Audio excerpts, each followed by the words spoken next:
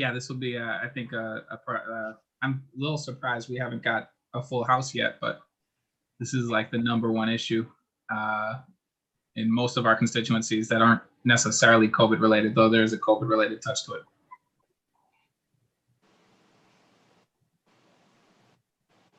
Yeah. So we are live and recording now. Just a heads up for everybody. Got it. Thank you.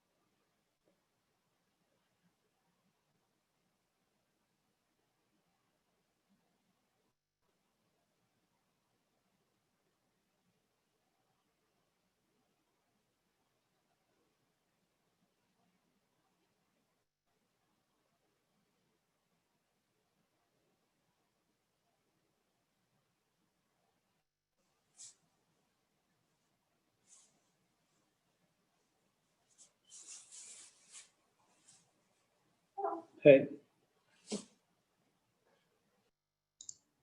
Hello, everybody. We'll be starting shortly.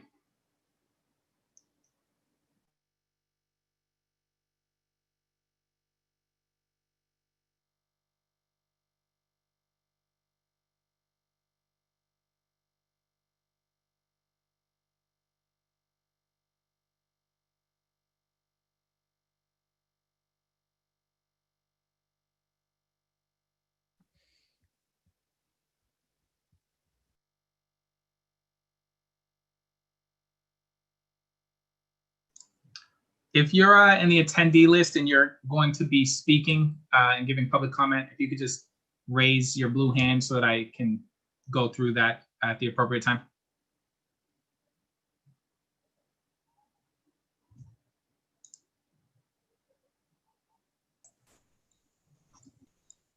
Hello all. Hello.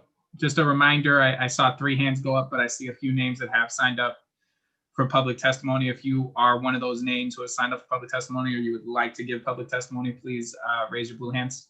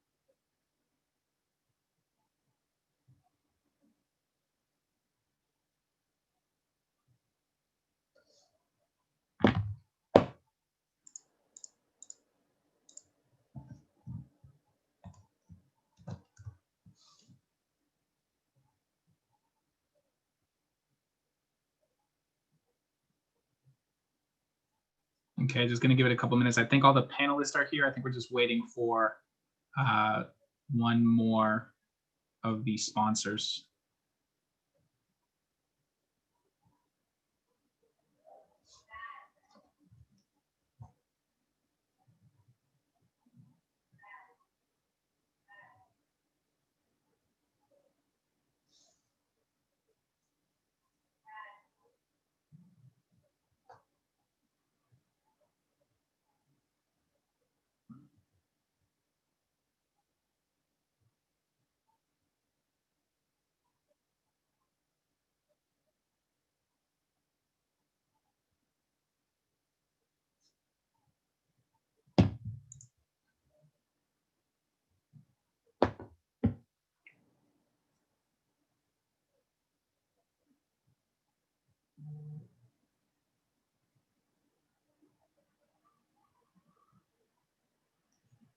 Okay, I think we're just gonna open.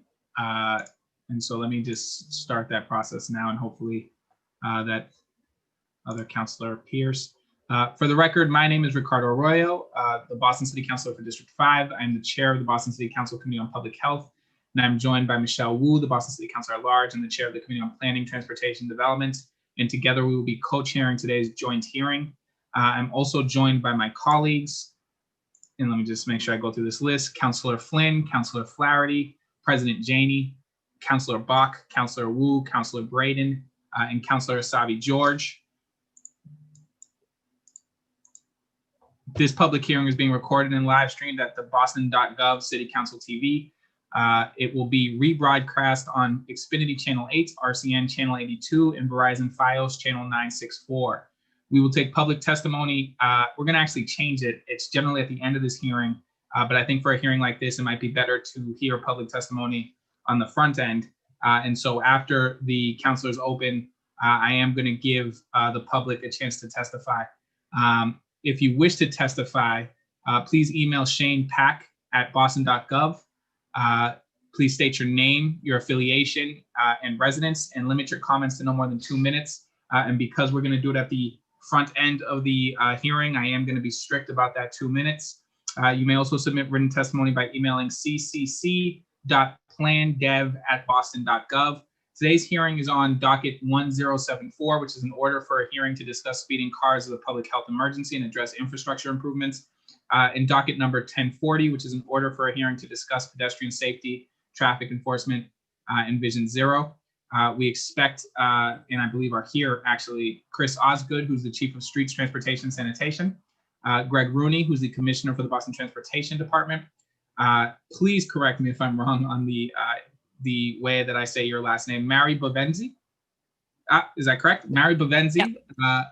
MPH Director, Chronic Disease Prevention and Control Division at the Boston Public Health Commission, and Vineet Gupta, the Director of Policy and Planning at the Boston Transportation Department. I expect to have Brendan Kearney, the Deputy Director at Walk Boston, Christiana Lachuza, and that one, please correct me as well, Community Engagement Manager at Livable Streets Alliance, and Becca Wolfson, the Executive Director at the Boston Cyclist Union. And so with that, I'm going to turn to Councilor Wu, who is a co-chair because we are two different committees hearing both of these very related, similarly related hearing orders together. And so with that, I'm going to turn it to Councilor Wu, and then Councilor Wu, if you can turn it to the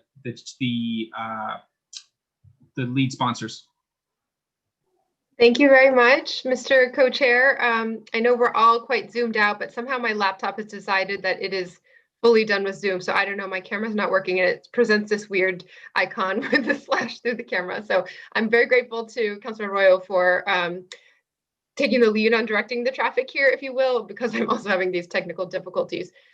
Just thank you so much to Councilor Flynn and to all the sponsors, all my colleagues here. Obviously, these issues are ones that the council has been championing and working on for a very long time in partnership with folks represented on this call, and they continue to be sources of anxiety and fear in a lot of cases, and potential opportunity during this pandemic. So I know we'll see a lot of Chief Osgood this week as well, and we have other conversations later in this week. So thank you so much to all my colleagues here for taking on this very important topic and making sure we're still making progress during these difficult times. Thank you. Oh, and I'll turn it over. I think that my cue to turn over to Councillor Flynn.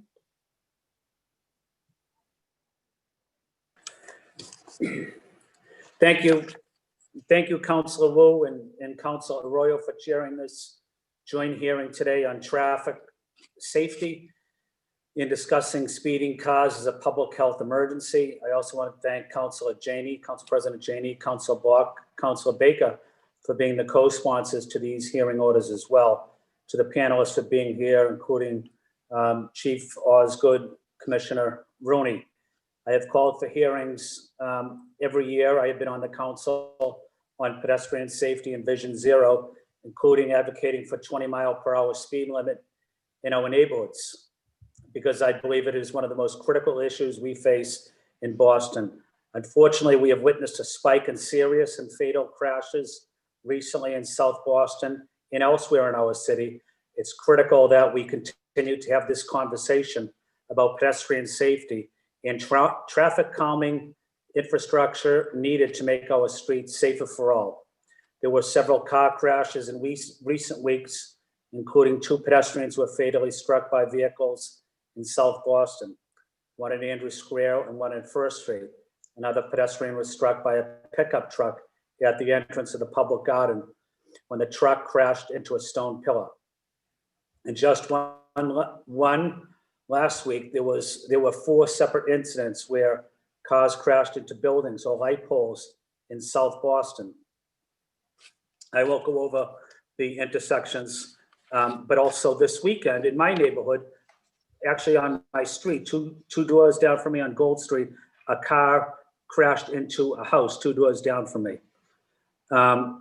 Based on our council hearing, safety walks with advocates, and discussions with neighbors and civic groups, I recently recommended an updated 12-point safety plan for my previous proposal to the city to help address some of the issues we're witnessing, from speeding cars, cut-through traffic, ride shares like Uber and Lyft.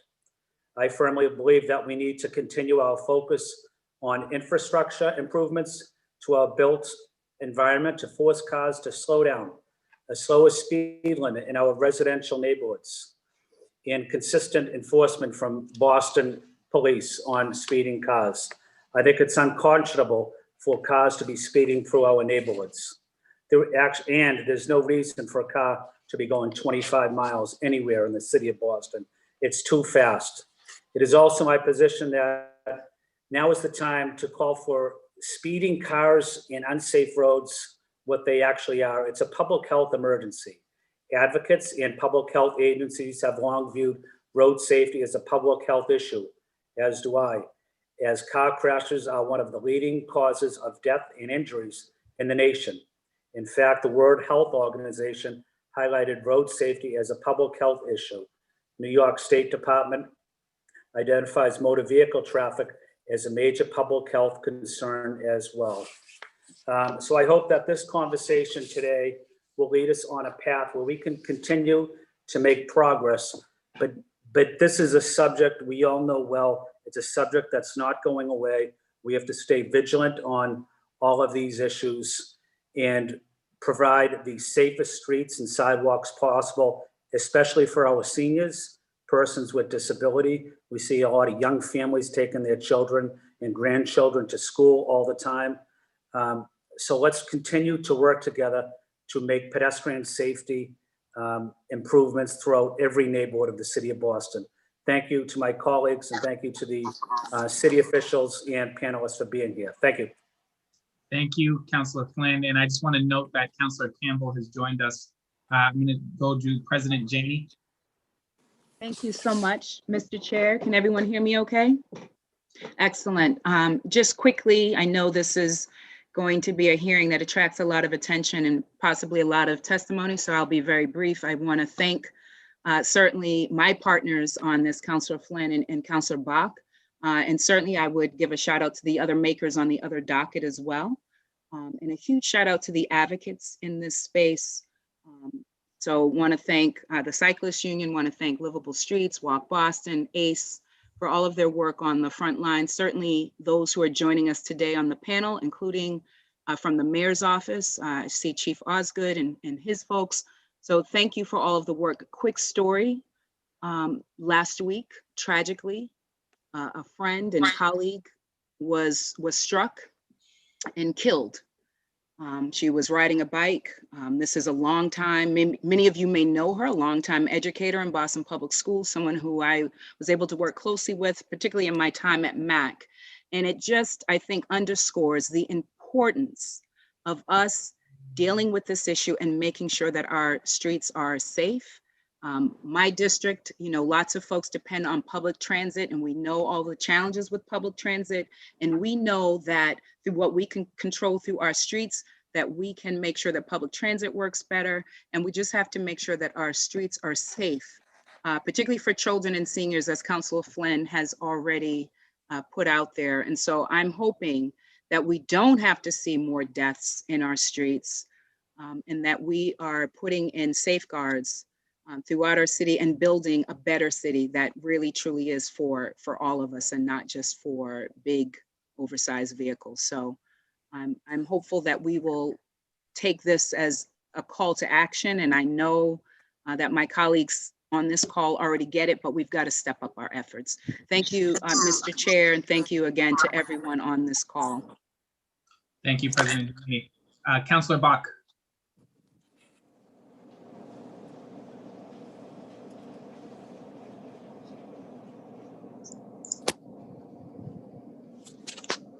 Councillor Bach. Okay, might be a connection issue. Councillor Braden. Thank you, Mr. Chair. Thank you to the makers of both these hearing orders. Road safety and pedestrian safety and speed management are all critically important. I attended a Ghost Bike rededication on Com Ave on Saturday, where in memory of a young man who was struck by a articulated truck 8 years ago, before the protected bicycle lanes were installed in the first and second phase along Com Ave. That infrastructure is saving lives every day. And I think this is a really important opportunity to look at what we're doing well, and then also making a commitment to continuing to build safe bicycle infrastructure across the city. The other issue out in Alston Brighton, we have recently had a mobility study. And the thing about a mobility study is they do speed testing along some of our residential roads. And there's a few places where people from out of our district cutting through to take a shortcut to work. We're doing 35 to 40 miles an hour on a one-way residential street through our neighborhood. It was just a matter of time before some dreadful tragedy happened. So I really welcome this conversation this afternoon, and thank you all, and thank you to all the panelists. Thank you. Thank you, Councillor Braden. Councillor Flaherty. Thank you, Mr. Chair. Obviously, thank the co-chairs for co-hosting, and also the lead sponsor for his work in the space, as well as his partnership with the co-sponsors and other colleagues. This is an enormously important issue, and I'm speaking from a citywide perspective. Second to housing issues and public safety, pedestrian safety, and traffic enforcement, and infrastructure improvements are among the top things that I know I do, and I'm assuming we all get calls from and emails year round, not just in light of a tragic or fatal accident. So thanks to the partners and the advocates that are on this call as well. Our community members know the dangerous roads and intersections in their neighborhoods. They call and email about them all the time. So I'm hoping we can learn more about the mechanics of how intersections and roadways are prioritized for improvements as part of this hearing, but also want to use this opportunity to renew my call that the Boston Police Department establish a bona fide traffic division in each police district and that have it staffed on every shift. The problem we have is that cars are traveling too fast. It's like the wild, wild west out there. Too many accidents, too many injuries. Obviously, we're seeing our insurance rates spike because of the accidents that happen in our city streets and or on the expressways that cut through our city. But more importantly, there's no enforcement happening at a grand scale, and that's what we need. You could lower the speed limit to 5 miles an hour, but if you're not going to enforce it, no one's going to pay attention to it. So again, it's not sexy stuff. It's not getting a gun off the street. It's not thwarting a robbery or getting a drug dealer off the streets, but it's necessary because of the situation we find ourselves in. It's a serious public safety and public health issue. And so if we don't have our police partnering with us, and if we don't have our police officers out there enforcing, pulling vehicles over and or stopping cars for speeding and or blocking the box and or blocking a handicap ramp, etc. The list is endless, but we need to obviously make that part of our community policing efforts because we hear it across the city. So hopefully, and I wish that our police partners were on this at this hearing as well, because we need them to step up their game. We need them to enforce the traffic laws in and around all of our neighborhoods. That would go a long way in making our streets safer. So we can only beat up the transportation department so much with respect to sort of roadways and intersections, et cetera. But if we're not enforcing the laws, and BTD doesn't get to enforce the laws, our meter maids don't get to enforce the laws. They can ticket you for a meter violation or crosswalk or handicap ramp or hydrant. But more importantly, the real enforcement is going to be our police department, and we need them at the table here. We need them to partner with us, and we need them to make this a priority as part of community policing throughout all of our neighborhoods in every police district. Thank you to the chairs and to the sponsor. Look forward to this hearing. Thank you, Councilor Flaherty. Councilor Bach, it looks like you've reconnected as a co-sponsor. I want to make sure you get to go, followed by Councilor Sabi George, followed by Councilor Campbell. Thank you. Sorry, Councilor Arroyo, my internet connection fell, as you saw. I want to thank everybody here today, all my co-sponsors and the MBTD for being with us. I think of mine as the most pedestrian district, and perhaps those are fighting words, but I think it's objectively true. It's how people get around the city, and it shouldn't be something that they're doing in fear of their life. And to me, Boston is a city that should be designed first of all for walking. And I just think it's so important to keep the Vision Zero commitment of remembering that the top of that pyramid of vulnerability really is the pedestrian. We've seen a lot of really unsafe, scary driving behavior lately. Councilor Flynn has detailed some. Obviously, we had a car take out a section of fence in the public garden just this weekend after the incident that hit a pedestrian a few weeks back. So I think, we're obviously in a moment of particularly dangerous speeding, but I'll just say that the things that I'm most interested in addressing today are what are the systems fixes where we can go beyond intersection by intersection, diagnosing a problem after there's a tragic accident, and how do we kind of make a city that's safer overall for pedestrians. And I think many folks here know I'm particularly interested in how we could shift our signals policy citywide in a way that makes us design intersections very much with that pedestrian in mind at the top of the pyramid in every instance. But I know my connection's unstable, so I'll finish it there and just thank again my co-sponsors in the department for joining us, and Councilors Arroyo and Wu for chairing. Thank you so much, Councilor Bach. Councilor Sabi George. Thank you, Mr. Chair, and thank you to the lead sponsors for today. And certainly a conversation needs to be had and continues to need to be had around pedestrian safety, but thinking about our roadways, our infrastructure around our roadways as with a multimodal perspective for sure. When we think about all of the traffic, both pedestrian, vehicle, bicycle, public transportation, all of that needs to be, we have to think about the complexity of that system and how do we make sure that it continues to work and works better for our residents across the city and for those coming and going in our city. Also want to make sure that we're thinking about the impact of different apps, whether it's the use of the roadways now, thinking about Uber, thinking about Waze, thinking about those transportation methods, thinking about how we can encourage or disincentivize blocking the box. How do we make sure that intersections aren't blocked, because it does create safer passage for pedestrians and bicyclists, but also it creates more better flow of traffic, vehicular traffic. And then always, I will always talk about raised crosswalks, making sure that we have more of those, especially where our most vulnerable travel and cross, thinking about playgrounds, elementary schools, senior centers, and also the impacts that has on slowing traffic, which is something that we're looking to do today. So looking forward to today's hearing and testimony from the public as well. Thank you, Mr. Chair. Thank you, Councilor Sabi George. Councilor Campbell. Thank you, Councilor Royal, and thank you to all the sponsors for these hearing orders, which of course continue the conversation we've been having on the council for far too long about these crashes and folks who continue to die as a result of them. Just recently, the teacher, or I should say former principal of Young Achievers, Jenny, lived in my district. She was amazing. We all loved her. Think about it, right? She was retired and celebrating her life and just going for a bike ride and is struck down and killed. And so it's really tragic that people continue to die. I think we all know that we have to increase the pace in which we're doing things.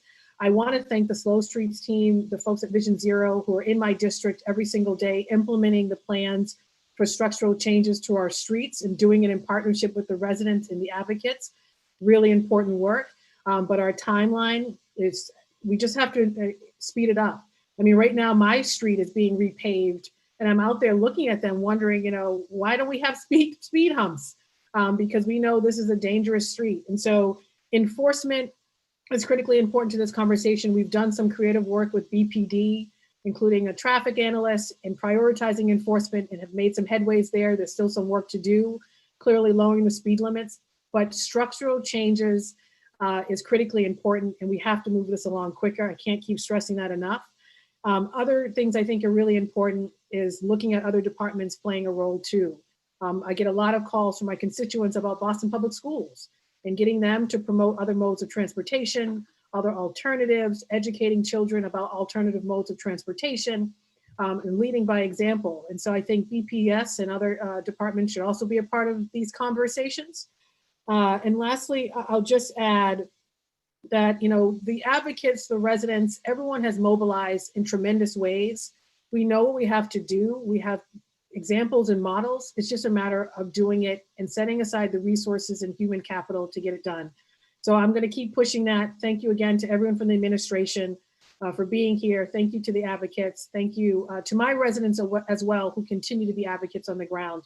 And thank you to the sponsors. Thank you, Councilor Royal. Thank you, Councilor Campbell. Councilor Mejia. Hi, yes, good afternoon. Thank you to the sponsors for hosting this public hearing order.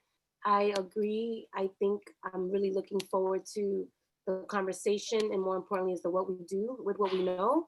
When we talk about travel, on how to travel across our city, we need to prioritize safety. We've heard too many stories of people who have been injured or worse because our streets haven't designed to put people first. I hope to get some answers on how we could do better and look forward to the actions that will come from this hearing. I also want to just uplift that when we think about transit safety, I think there is one thing is being able to cross the street safely and making sure that we have all the right parameters in place. But then I also think that we don't talk about the intersection of violence. And I know that you probably are wondering why I'm asking you all to think about violence, but if people don't feel safe walking in our streets, it doesn't matter how well we can design them. So I think that it's important for us to really think about the intersection of this conversation as it relates to what a lot of communities are dealing with right now in these streets. So I just want to offer that as something for us to consider as we continue to talk about how we design streets. Thank you. Thank you, Councilor Mejia. I do want to note before we proceed that the Boston Police Department was not invited to speak as a panelist, so it's not a matter of them choosing not to be here. They were not on the list of panelists suggested by the sponsors. And so I do want to make sure that that's clear. Very briefly, before we head into the panels, I do want to give the community a chance to speak. Normally we wait all the way until the end, but I do believe this is an appropriate time to have them speak. I'm going to be incredibly stringent on the 2 minutes. So when you hear my voice, consider that you got 10 seconds, wrap up whatever that sentence is, because I don't really want to mute you or boot you, but I will so that we can continue with our hearing. So I'm going to give everybody 2 minutes to go, and I'm going to go in order of this list. So Ford Cavallari, I'm going to allow you to talk. You're first, if you can unmute.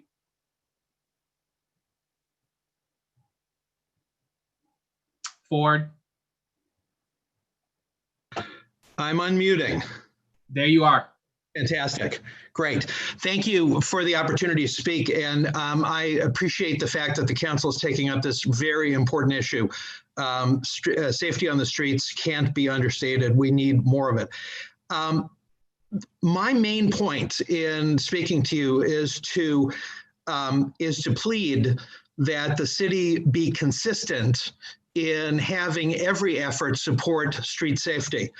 One of the things that my organization, the Alliance of Downtown Civic Organizations, or ADCO, the 9 largest neighborhood associations in the downtown area, one of the things we have been very concerned about is the increase in proliferation of distractions that are making drivers drive a lot worse. Obviously, we all know cell phones, and there's been some legislation to affect that. But electronic billboards are a very, very dangerous distraction that is actually increasing in the city of Boston. Over the last couple of years, the Streets Department has installed 38 Dassault animated electronic display panels on Stewart Street and on Washington Street, and it's like driving down an arcade, and there are many images, a lot of distractions. In addition, there are large electronic format billboards on things like the W, where it's really hard to pick out crossing pedestrians. And very importantly, there are 2 huge building side electronic billboards being proposed in December, one in front of the ZBA in Chinatown, at Stewart at Harrison, and another one on Causeway Street. If we put these things in, we might as well increase the speed limit to 60, because we are inviting distraction and we're inviting pedestrian mishap. We should really be concerned about electronic billboards, and I ask the council to take that into consideration. Thank you. Thank you so much, and thank you for sticking to time. Adam, you're next. I don't want to butcher your last name, and so if you could just say your last name for the council. Sure. My name is Adam Pinazik. I'm a resident of Dorchester, specifically the St. Mark's area on Edwin Street. I have a few points. One, I think it's very critical that all of our elected officials walk, bike, and take the T to work. They don't need to do it every day, but they need to do it some of the time. That includes every elected city councilor and especially our mayor. There's just no matter what we tell you, there's no replacement for firsthand experience walking, biking, and taking the T in our city. And that's how a lot of Bostonians live every day. And I really would like to see every elected official do the same so they can experience how we live every day. Another note, the state really must overhaul the process of driver's licenses. It's frankly absolutely ridiculous how easy it is to get a driver's license and to maintain it. It's no effort. We need a real driving test that actually tests people's ability to drive safely.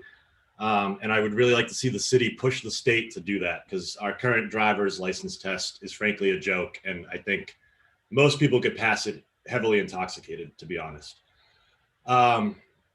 Additionally, redesigning every street in Boston to be safe is the ideal, but it's not feasible. I know the street I live on, Edwin Street, it's a tiny residential street between Florida Street and Dorchester Ave, and we have cars speeding down the road all the time. And I think that's every street in Boston. You could probably ask anyone and they'll say the same thing about their street. And we can't redesign every street. So we just need to get unsafe drivers off the road before they ever get on the road. Finally, I really want to call out that people in Dorchester have no safe way to bike into the city. It just does not exist. So if we're going to prioritize safety, we really need to look at the biggest neighborhood in Boston, and that's Dorchester. Over 100,000 people live in Dorchester, and we simply don't have a safe way to bike into the city, let alone walk. The city knows that Dorchester Avenue is a high crash street. The mayor lives right off of Dorchester Avenue, does not bike to work, should bike to work, is the chief of the climate mayor. So really, we need him to lead by example and to experience how dangerous Dorchester Avenue is, not just for cyclists, but also pedestrians. A few months ago, someone was killed right at Ashmont Station, and nothing's been done to make that area safer. And really, the last point I want to make is, why has the Dot Greenway taken so long if we're prioritizing walking and biking safety? That's taken over a decade to get done. Thank you. Thank you. Matthew Lawler. Hi. Oh man, that picture's got to go. Sorry. Floor is yours. Don't worry about the photo. All right. So just a couple of comments, both on my own behalf as a resident of Rosendale, and also for Walk Up Rosendale, a community group in the neighborhood dedicated to making Rosendale the most walkable neighborhood in Boston, Councilor Buck. I would support what Councilor Mejia noted, that the context for any kind of street change is really important. And so we can do all kinds of things to make our streets safer from speeding drivers, but if we don't make them safer in other ways, as she indicated, I think we'll be failing everyone. So something to always bear in mind. I would also like to note, and I appreciate everyone so far referring to crashes, not accidents, but I think it's important in our language talking about these issues to always emphasize that we're talking about drivers and not vehicles. So vehicles don't jump curbs, they don't crash into buildings, they don't kill people. People behind the wheels of those vehicles kill people. So we should always refer to drivers, not vehicles, not cars, not trucks. Two quick points. I think first, I would say it's obvious now that the Neighborhood Slow Streets program needs to be scrapped, and we need to turn it into an immediate citywide program in every neighborhood for every street. Every part of the city, every resident knows how dangerous our streets are from speeding traffic and drivers. And we need to do a lot better. We need to do a lot better, a lot faster. And making neighborhoods compete against each other for limited resources for street safety is a crazy idea. It's been crazy since the beginning and needs to end. So I would urge that we stop rationing safety on our streets and that we do slow streets everywhere as fast as possible. And I just want to note a little bit, coming back to the comment before, I don't think anybody who's in an advocacy position in our city at this point is advocating for widespread police enforcement of traffic. I think what we want to have is police focusing on the most dangerous drivers in a data-driven way. I don't want to see a lot more police flooding our streets trying to pull people over for speeding infractions and other sort of routine things. I think we need to do that through much better street design and safety improvements for all kinds of reasons, not the least of which is that kind of enforcement ultimately always ends up pulling over the people that are perceived to be problematic, Black, brown, people who are on our streets trying to do the best they can. And so I don't think that that's a route that any advocate wants to see happen. Thank you. Thank you, Mr. Lawler. Lisa Beatman.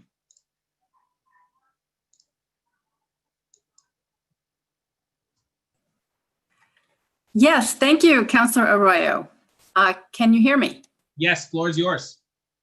Thank you. My name is Lisa Beatman. I'm testifying as an Eastern Rosendale resident and as a co-leader of the Mount Hope Canterbury Neighborhood Association and American Legion Corridor Coalition. We have a lot of experience with living along one of the most dangerous corridors in the city, with the highest, among the highest crash rates. We also have the wonderful experience of very, very recent traffic calming infrastructure that is starting to be installed along American Legion. And so we really note the difference. I want to say a few things that are maybe a little bit different perspective than some of the more obvious points. It's very noticeable to talk about fatalities and injuries, and they're awful. They're absolutely awful.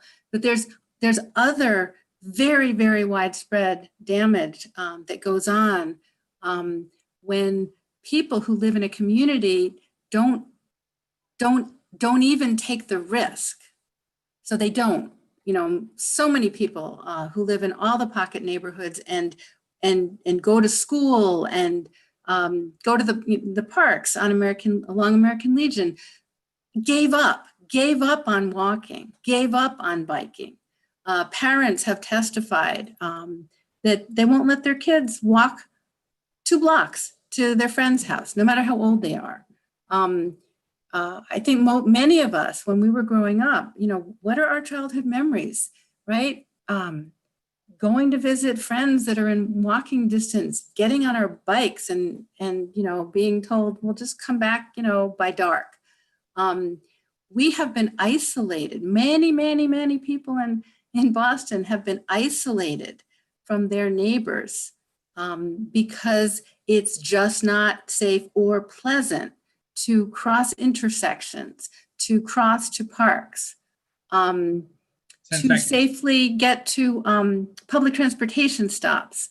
So I heartily plead that the city put traffic calming citywide as among the top 5 priorities for the 2000 FY22 budget. Thank you. Thank you, Lisa. Martin.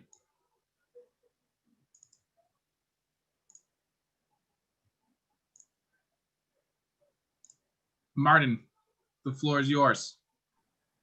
Thank you, Councillor Arroyo. I'd like to speak in support of what Ford Calavallari was saying about the potentially very dangerous role that electronic billboards may play. And this is something which can be stopped before it gets going, and it lies within the power of the city to stop it. We've noticed, for example, that the BPDA has filed a zoning amendment, which has so far been deferred, but would at some point come before the zoning commission that will make it easier, facilitate people's ability to make applications for installing or converting existing billboards into digital billboards. I'm particularly concerned about the impact of all this upon the neighborhood where I live, which is Back Bay. I mean, is the idea to turn Copley Square into Times Square? I've noticed that these applications basically are being filed by a few well-known companies which can make a lot of money off them, and they claim that they offer community benefits. Well, on that basis, you can try to get any kind of undesirable activity installed in a neighborhood, claiming that it will give you community benefits. But there's a lot of evidence from many places around the world which indicate that the operation of these electronic billboards not only cause light pollution and are regarded as very unpleasant by residents, they interfere, they disrupt the aesthetics of special neighborhoods, but they also very critically distract drivers. And the last thing we want is drivers on urban streets with all kinds of different modes of transportation underway being distracted. As I said, this is up to the city. The city can stop this, can preempt it before it gets going. And I really hope that they will, both by getting the BPDA to change its decision. And the BPA, ironically, a few years ago, particularly referred to the dangers and unpleasantness of electronic billboards.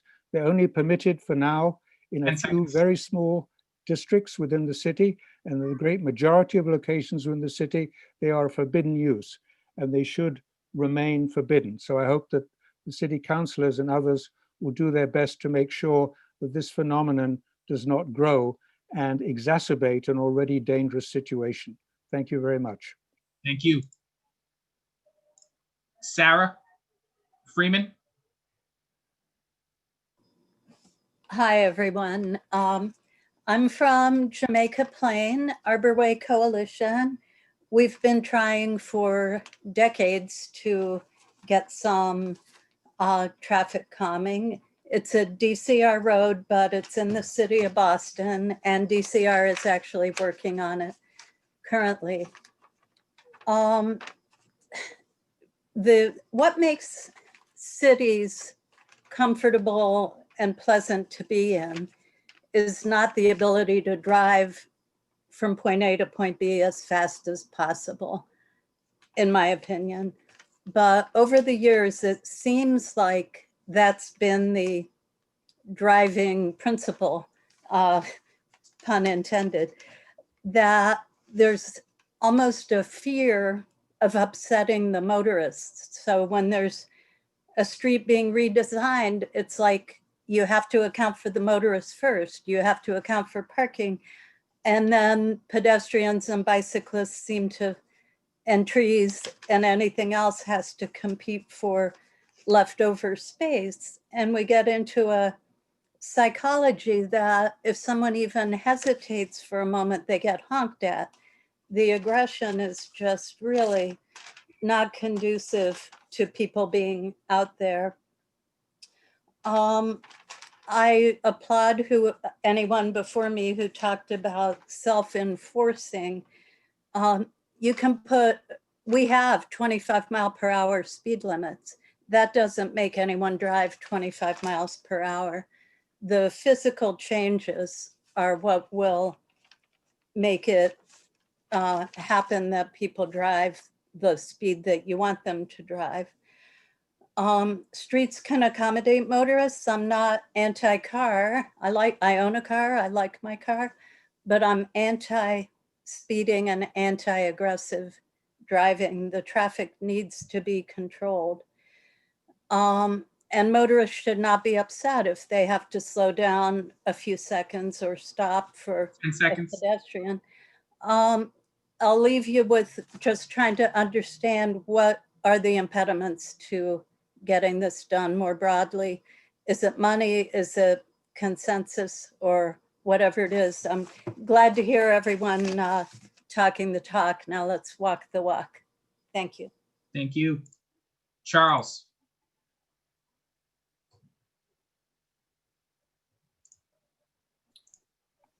Hello, my name is Charles Nicky-Farrow. I'm Chair of the Public Safety and Neighborhood Services Committee of the Neighborhood Association of the Back Bay. The Neighborhood Association, NAB, is an organization that represents the residents of the Back Bay, has long considered traffic and pedestrian safety issues as important aspects of life in our neighborhood, as it is in most neighborhoods across the city.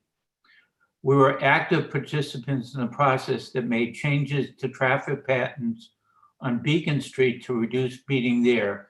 We appreciate the opportunity that the council has offered to address these issues across the neighborhood. We make the following group of suggestions that we believe can help to reduce the safety issues that are in the subject of this hearing. One, we would like to improve enforcement regarding the prevalence of loud and speeding packs of motorcycles, motorbikes, and cars that often circulate throughout the Back Bay and downtown areas at night, especially on Commonwealth Ave, Boylston Street, Beacon Street, and cross streets in the neighborhood. This will enhance pedestrian safety and reduce noise pollution. Two, the Boston Police Department has said that they will not chase speeding vehicles because of safety concerns. The police should be required to present an alternate plan to curb the speeding before the perceived lack of enforcement leads to a traffic free-for-all. Three, enforce bicycle safety laws, including those that prohibit bicycle cycling on the Commonwealth Avenue Mall and the Public Garden, where bike riders can cause safety hazards for pedestrians, including young children and the elderly. Bicyclists should be strongly encouraged, if not required, to use the bicycle lanes that have been installed throughout the neighborhood. Four, consider reducing the speed limit on Com Ave to 20 miles per hour. Consider features to slow down traffic. And finally, petition the Commonwealth to allow traffic cameras with enforcement in the downtown regions at intersections along major roadways to aid police in achieving traffic enforcement. Thank you. Thank you, Charles. Rick Yoder? Okay, thank you. Thank you. But I live along in Eastern Rosedale along American Legion Highway, and I'm the other co-chair of the Mount Hope Canterbury Neighborhood Association. Listen, I did not compare speeches, so now I'm going to have to kind of edit as I on the run. A couple other facts about our American Legion Highway is that, for instance, in the last summer, over a 30-day period, there were 29 car crashes recorded, many with injuries. It's that level of danger we've been facing.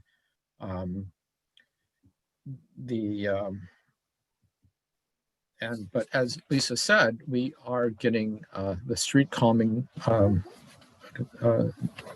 methods that we need, built traffic calming.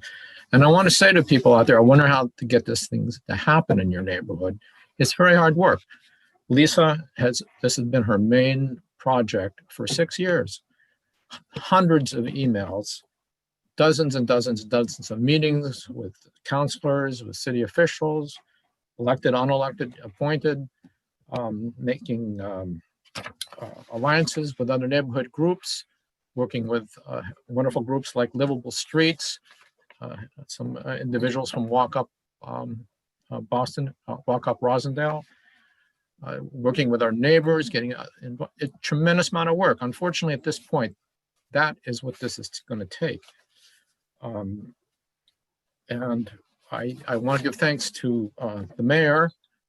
The former mayor would not even talk about speed humps. They just would not even talk about them. And here we're having them installed and other ways of controlling traffic. And then Chief Osgood, who has appointed some wonderful people in the Active Transportation Division. I want to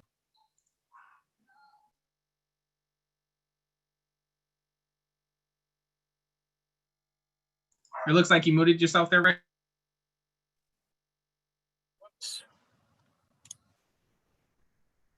If you can get 20 seconds. All right, can you hear me? I think I went away. Yes, you're here. Another 20 seconds. Okay. The point I wanted to make is there is money. At the same time, we've noticed the Northern Avenue Bridge is slated to rebuilt with $85 million of city money. I understand the importance of the Seaport District to the health of Boston's financial health. But I would suggest that until all the highly unsafe roadways, particularly that Boston's historically underserved areas, until they're made safe, that this bridge replacement be put on hold. Thank you. And finally, Mr. Buxton. Can you hear me? Yes, the floor is yours. Very good. My name is John Buxton. I'm a board member at Fenway Civic Association and a representative to the Alliance for Downtown Civic Organizations. I have 2 points to make. One, the Fenway Civic Association has requested traffic calming, particularly on Hemingway Street, a notorious speeders place, from the traffic calming grants, but never gets one because we don't have schools or libraries in our district. And it's just as important for us as it is for another district, but we don't get the points. Second, the Zoning Board of Appeals is beginning to grant exemptions and allowances for electronic billboards in prohibited areas. And that is very worrisome. There are 3 allowed areas, one of which is a district by Fenway Park in the Fenway. And the rest of the city is supposedly prohibited. Please take a close look at the dangers And there's gobs of information on the internet about it, about driving safely when you are distracted by electronic billboards. I thank you for taking up the traffic safety and pedestrian safety issues, and that's what I have to say. Thank you. Thank you, Mr. Buxton. And if anybody else would like to give comment, we'll do it after the first panel. So at this point, I'm going to shift to the administration's panel. If you haven't spoken yet and you'd like to speak after the administration speaks, raise your blue hand. You'll go after the counselors. And just to reintroduce our administration so that they can then go into their presentation, we're joined here by Chief Chris Osgood, who's the Chief of Streets, Transportation, and Sanitation, Commissioner Greg Rooney, who's the Commissioner at the Boston Transportation Department, Mary Bavenzi, who's the Director of Chronic Disease Prevention and Control Division at the Boston Public Health Commission, and Vineet Gupta, the Director of Policy and Planning at the Boston Transportation Department. And with that, the floor is yours. I believe we can start with Chief Osgood. Councilor, thank you so much. Thank you to all the councilors for convening this and for your leadership on this. I really appreciate all of your efforts and really appreciate the panelists that spoke before, as well as knowing the panelists that are going to come after, the wise words and good thoughts that are coming from them. As Councilor Arroyo said, I'm Chris Osgood. I have the honor of serving as Mayor Walsh's Chief of Streets. The other folks from the administration who are on this panel include our BTD Commissioner, Greg Rooney, Vineet Gupta, our Director of Transportation Planning and Policy, and Mary Bavenzi, who is the BPHC's Director of Chronic Disease Prevention and Control. In a moment, I'm going to just run through some quick slides. So if I can be able to share some slides, that would be great. Before I do, and just thinking of the comments that I think were raised by both the Council President and Councilor Campbell, obviously, there are, as well as Councilor Braden, there's a number of reasons why that are fresh in memory of why it is so important that we dedicate ourselves to this cause. It was 2 weekends ago. That was World Day of Remembrance. That is a worldwide, a global moment for all of us to remember those who lost their lives or had serious injuries on our streets. As Councilor Braden reflected, it was last weekend that we rededicated a ghost bike on Commonwealth Avenue at St. Paul's in memory of Chris Weigel.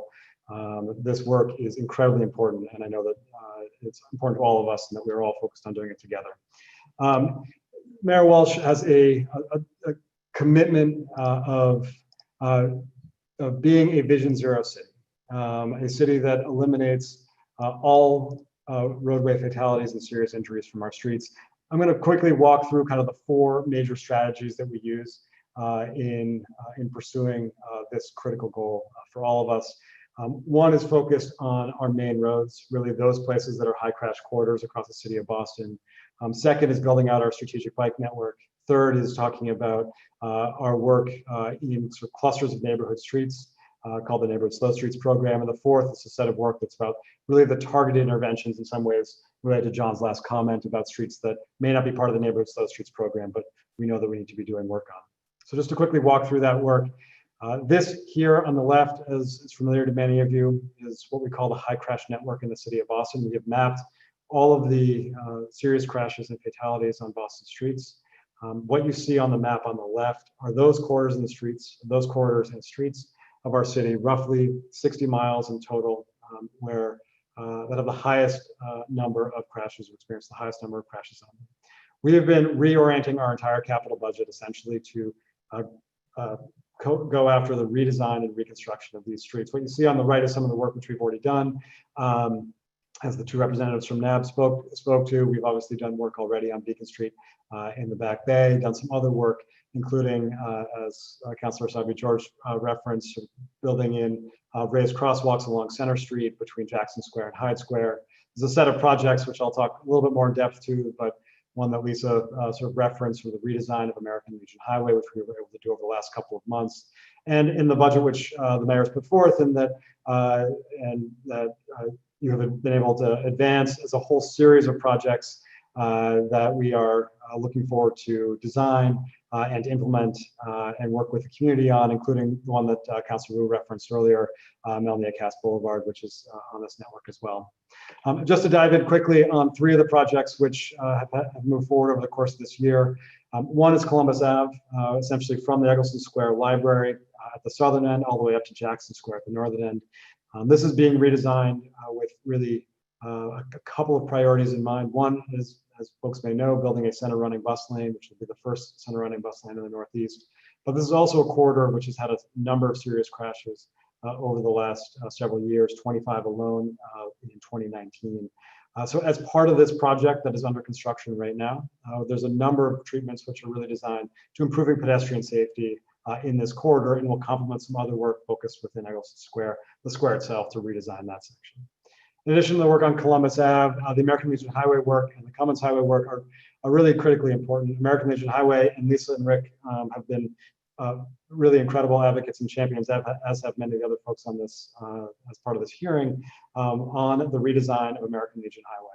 Livable Streets, as you can see in sort of that middle section of this slide, did a survey on American Legion Highway, and the top concern was speeding and drag racing.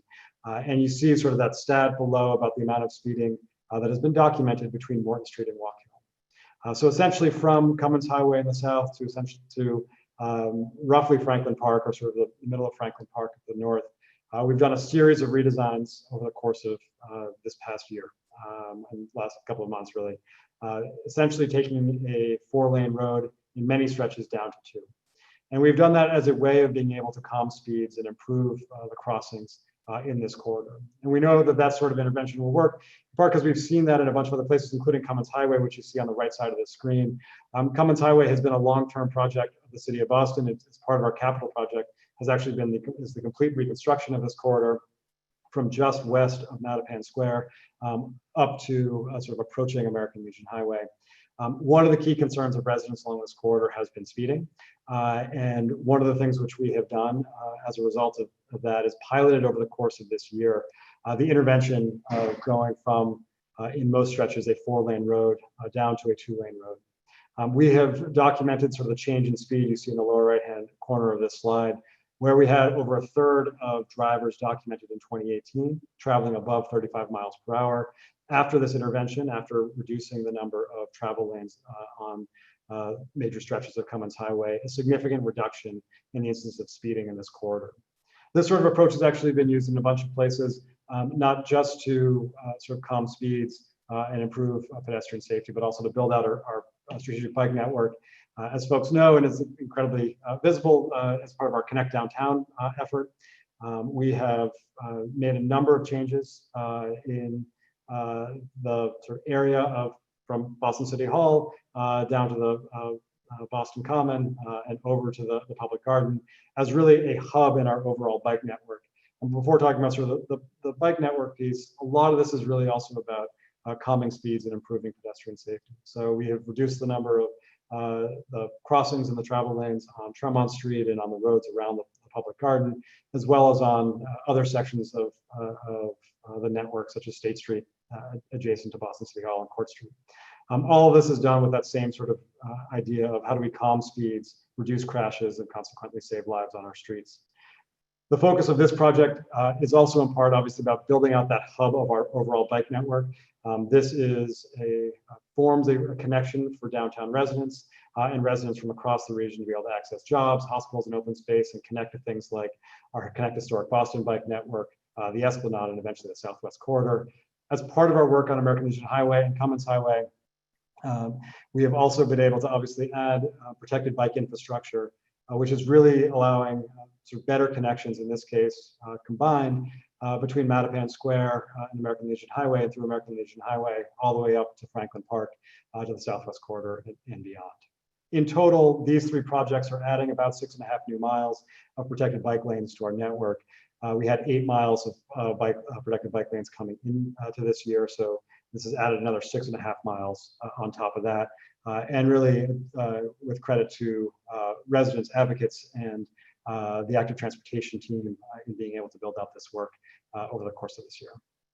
In addition to the strategic bike network and the work on our major corridors is also the work around our neighborhood slow street program. This is a program which is really targeted towards clusters of neighborhoods or clusters of residential blocks that have a couple of key attributes. Really think about how we prioritize where we want to be investing, first in traffic calming on residential streets. These are sets of blocks in our city that have high numbers of seniors, high number of youth, high numbers of persons with disabilities, are also places that have a high number of crashes both within the area and on the surrounding streets, as well as a high number of sort of community destinations, things like parks and schools, community centers, et cetera. These are the 15, or as there 16 that are listed. I'll get into that in a moment. These are the sort of 15 places that we are investing in first, and really to Matt Lawler's point, thinking that this is not at all the end, but simply the start. How we're thinking about first prioritizing these sorts of redesigns of what is well over 40 miles of neighborhood streets, and implementing things like speed humps, redesigning them for 20 miles per hour, thinking about sort of new approaches to making sure that these streets are really wonderful, wonderful streets to be able to live on.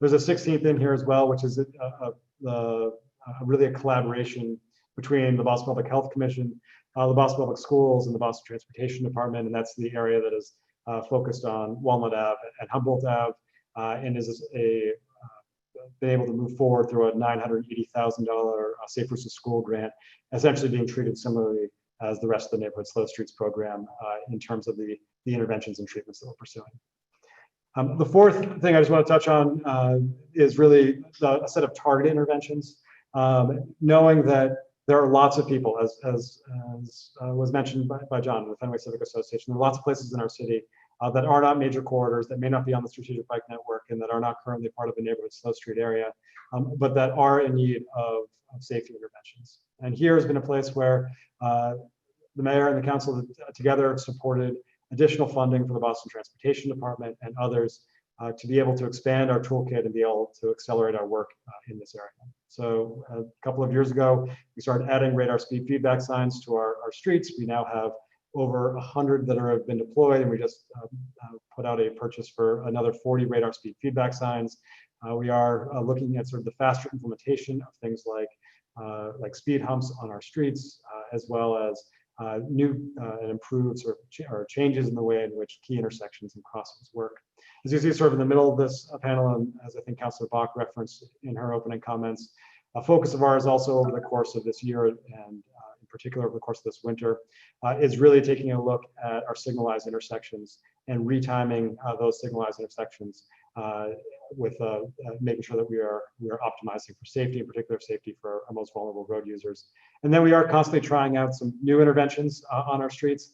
On the right-hand side, you see what is the latest deployment that we are trying, which is a set of essentially tactical rumble strips that have been put out by the Boston Transportation Department on Conway Street in Rosendale, with the idea that seeing if this is a positive thing to be able to add to our toolkit of things like flex post, radar speed feedback signs, speed humps, et cetera, all to be able to calm speeds and reduce crashes on our streets. This work overall, obviously, is not just about one program. It is a whole set of things together. It's also not just about one department or cabinet or even sort of the mayor and the city council, but really about sort of the collective effort. And so we know that the urgency, and we share the urgency of eliminating crashes and fatalities on our roads. We look forward to working together, as we have already, with advocates and with the council and with our sister agencies. And so with that, I'll turn it over to Mary Bovenzi, who will talk a little bit about the Boston Public Health Commission's great work on this, and then look forward to your questions. All right, thank you, Chief. Good afternoon, Chairman Arroyo, Chairwoman Wu, and members of the Council. My name is Mary Bovenzi, and I'm the Director of Chronic Disease Prevention and Control Division at the Boston Public Health Commission. Can everybody hear me okay? Good? Awesome. So I want to thank you for bringing us together to talk about the issues of speeding and pedestrian safety from a public health perspective. As the health department for the city of Boston, we are focused on protecting those who are the most vulnerable, including exposed road users, such as pedestrians and cyclists. From the perspective of chronic disease prevention, we want to encourage people to be more active, to bike and walk instead of drive for better health. At the same time, from an injury prevention standpoint, we need to provide conditions that make such physical activity safe and accessible for everyone. Chronic diseases, including diabetes, heart disease, and hypertension, continue to be major health challenges here in Boston, even as the pandemic continues. 8% of Boston adult residents report having diabetes, while 25% of Boston adult residents reported having hypertension in 2017. To prevent chronic disease, people need opportunities to live a healthy lifestyle, which include, among other things, participating in adequate physical activity. Unfortunately, our modern environment is not often supportive of healthy habits and encourages sedentary behavior, as we all sit here all day on Zoom calls. A healthier environment can support an individual's choice to walk or bike instead of drive.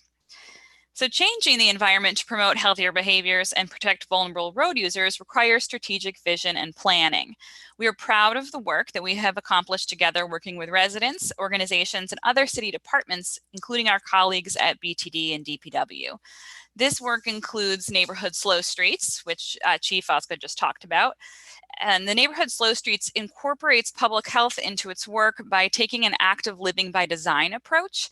And this is an evidence-based framework to create safer environments for human-centered movement. In partnership with BPS, we lead the Boston Safe Routes to School program, which works across city departments to promote and encourage safe and active transportation to school. The program continues our focus on vulnerable road users by teaching school-aged children pedestrian safety, engaging with school communities, and making road safety infrastructure improvements.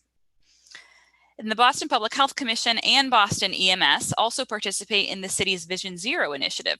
Vision Zero's goal is to bring the number of traffic deaths and serious injuries to zero by 2030. We know that speed limit reductions, infrastructure improvements, education, and proper traffic enforcement will lead to many saved lives. These life-saving measures will not only reduce the severity of crashes, but also have the potential to lower the actual number of crashes. We cannot understate the importance of data in approaching this public health challenge. In Boston, we are fortunate to have Boston EMS responding to motor vehicle crashes when there are reported injuries. Because of this, Boston EMS is able to provide accurate data around the time and location of bike and pedestrian crashes. Our data-driven collaboration with BTD and other city partners has been effective in reducing incidents. In closing, we'd like to thank the committee for the opportunity to testify today and for taking a public health approach to pedestrian safety, and we look forward to hearing from others. Thank you. And I'm not sure who I'm passing it to. I think Mary, back to the chair for questions. Okay. Unless Commissioner Rooney or Vinny, if there's anything you'd like to add. I see a head nod from Vinny. Commissioner Rooney, if there's anything you'd like to add, please feel free. Otherwise, I'm going to go directly into questions from the council. I see you unmuted, Commissioner Rooney. I'm not sure if you wanted to just take questions or if you wanted to make a statement. Just happy to join the chief and others on thanking the council for this opportunity to speak today. I think the previous speakers have covered a lot of ground, so happy to just go right into the questions at this time. Thank you so much. One point before I head into the council, there's a attendee whose name is not listed as their name for speaking. If you do not have your actual name as your Zoom name, then I won't actually be able to give you public comment time. So please change that. And with that, I'm going to go to the co-sponsors first. And so that would be Councilor Flynn, followed by President Janey, followed by Councilor Bach. Thank you, Councilor Arroyo, and thank you to the panelists for your testimony. I highlighted in my opening statement and in my hearing order that pedestrian safety and this discussion should be a public health issue, should be a public health emergency. If it was declared a public health emergency, what assistance would Public Health Department and BTD and the police, would it offer them any other alternatives that we can't do right now? I'll let Mary sort of perhaps sort of best talk about the specific authorities that a public health sort of declaration could provide. But I will say, and with great credit to the council and the mayor, there was a huge number of resources which we are now equipped with, which we've never had before. So Councilor Flynn and it was your leadership and obviously the collaboration and Councilor Baker and the entire city council to help us lower the speed limit as a default to 25 miles per hour. And you've been able to increase significantly the city's investment in safety by supporting the mayor's request for doing things like adjusting our parking fines so that we could allocate more funding both on the capital and operating side and be able to increase the amount of staff who are focused on planning, engineering, and design work and construction work on our streets. So there's been a huge amount of work we've already been able to do because of the authorities that that the mayor and the council have already provided to us.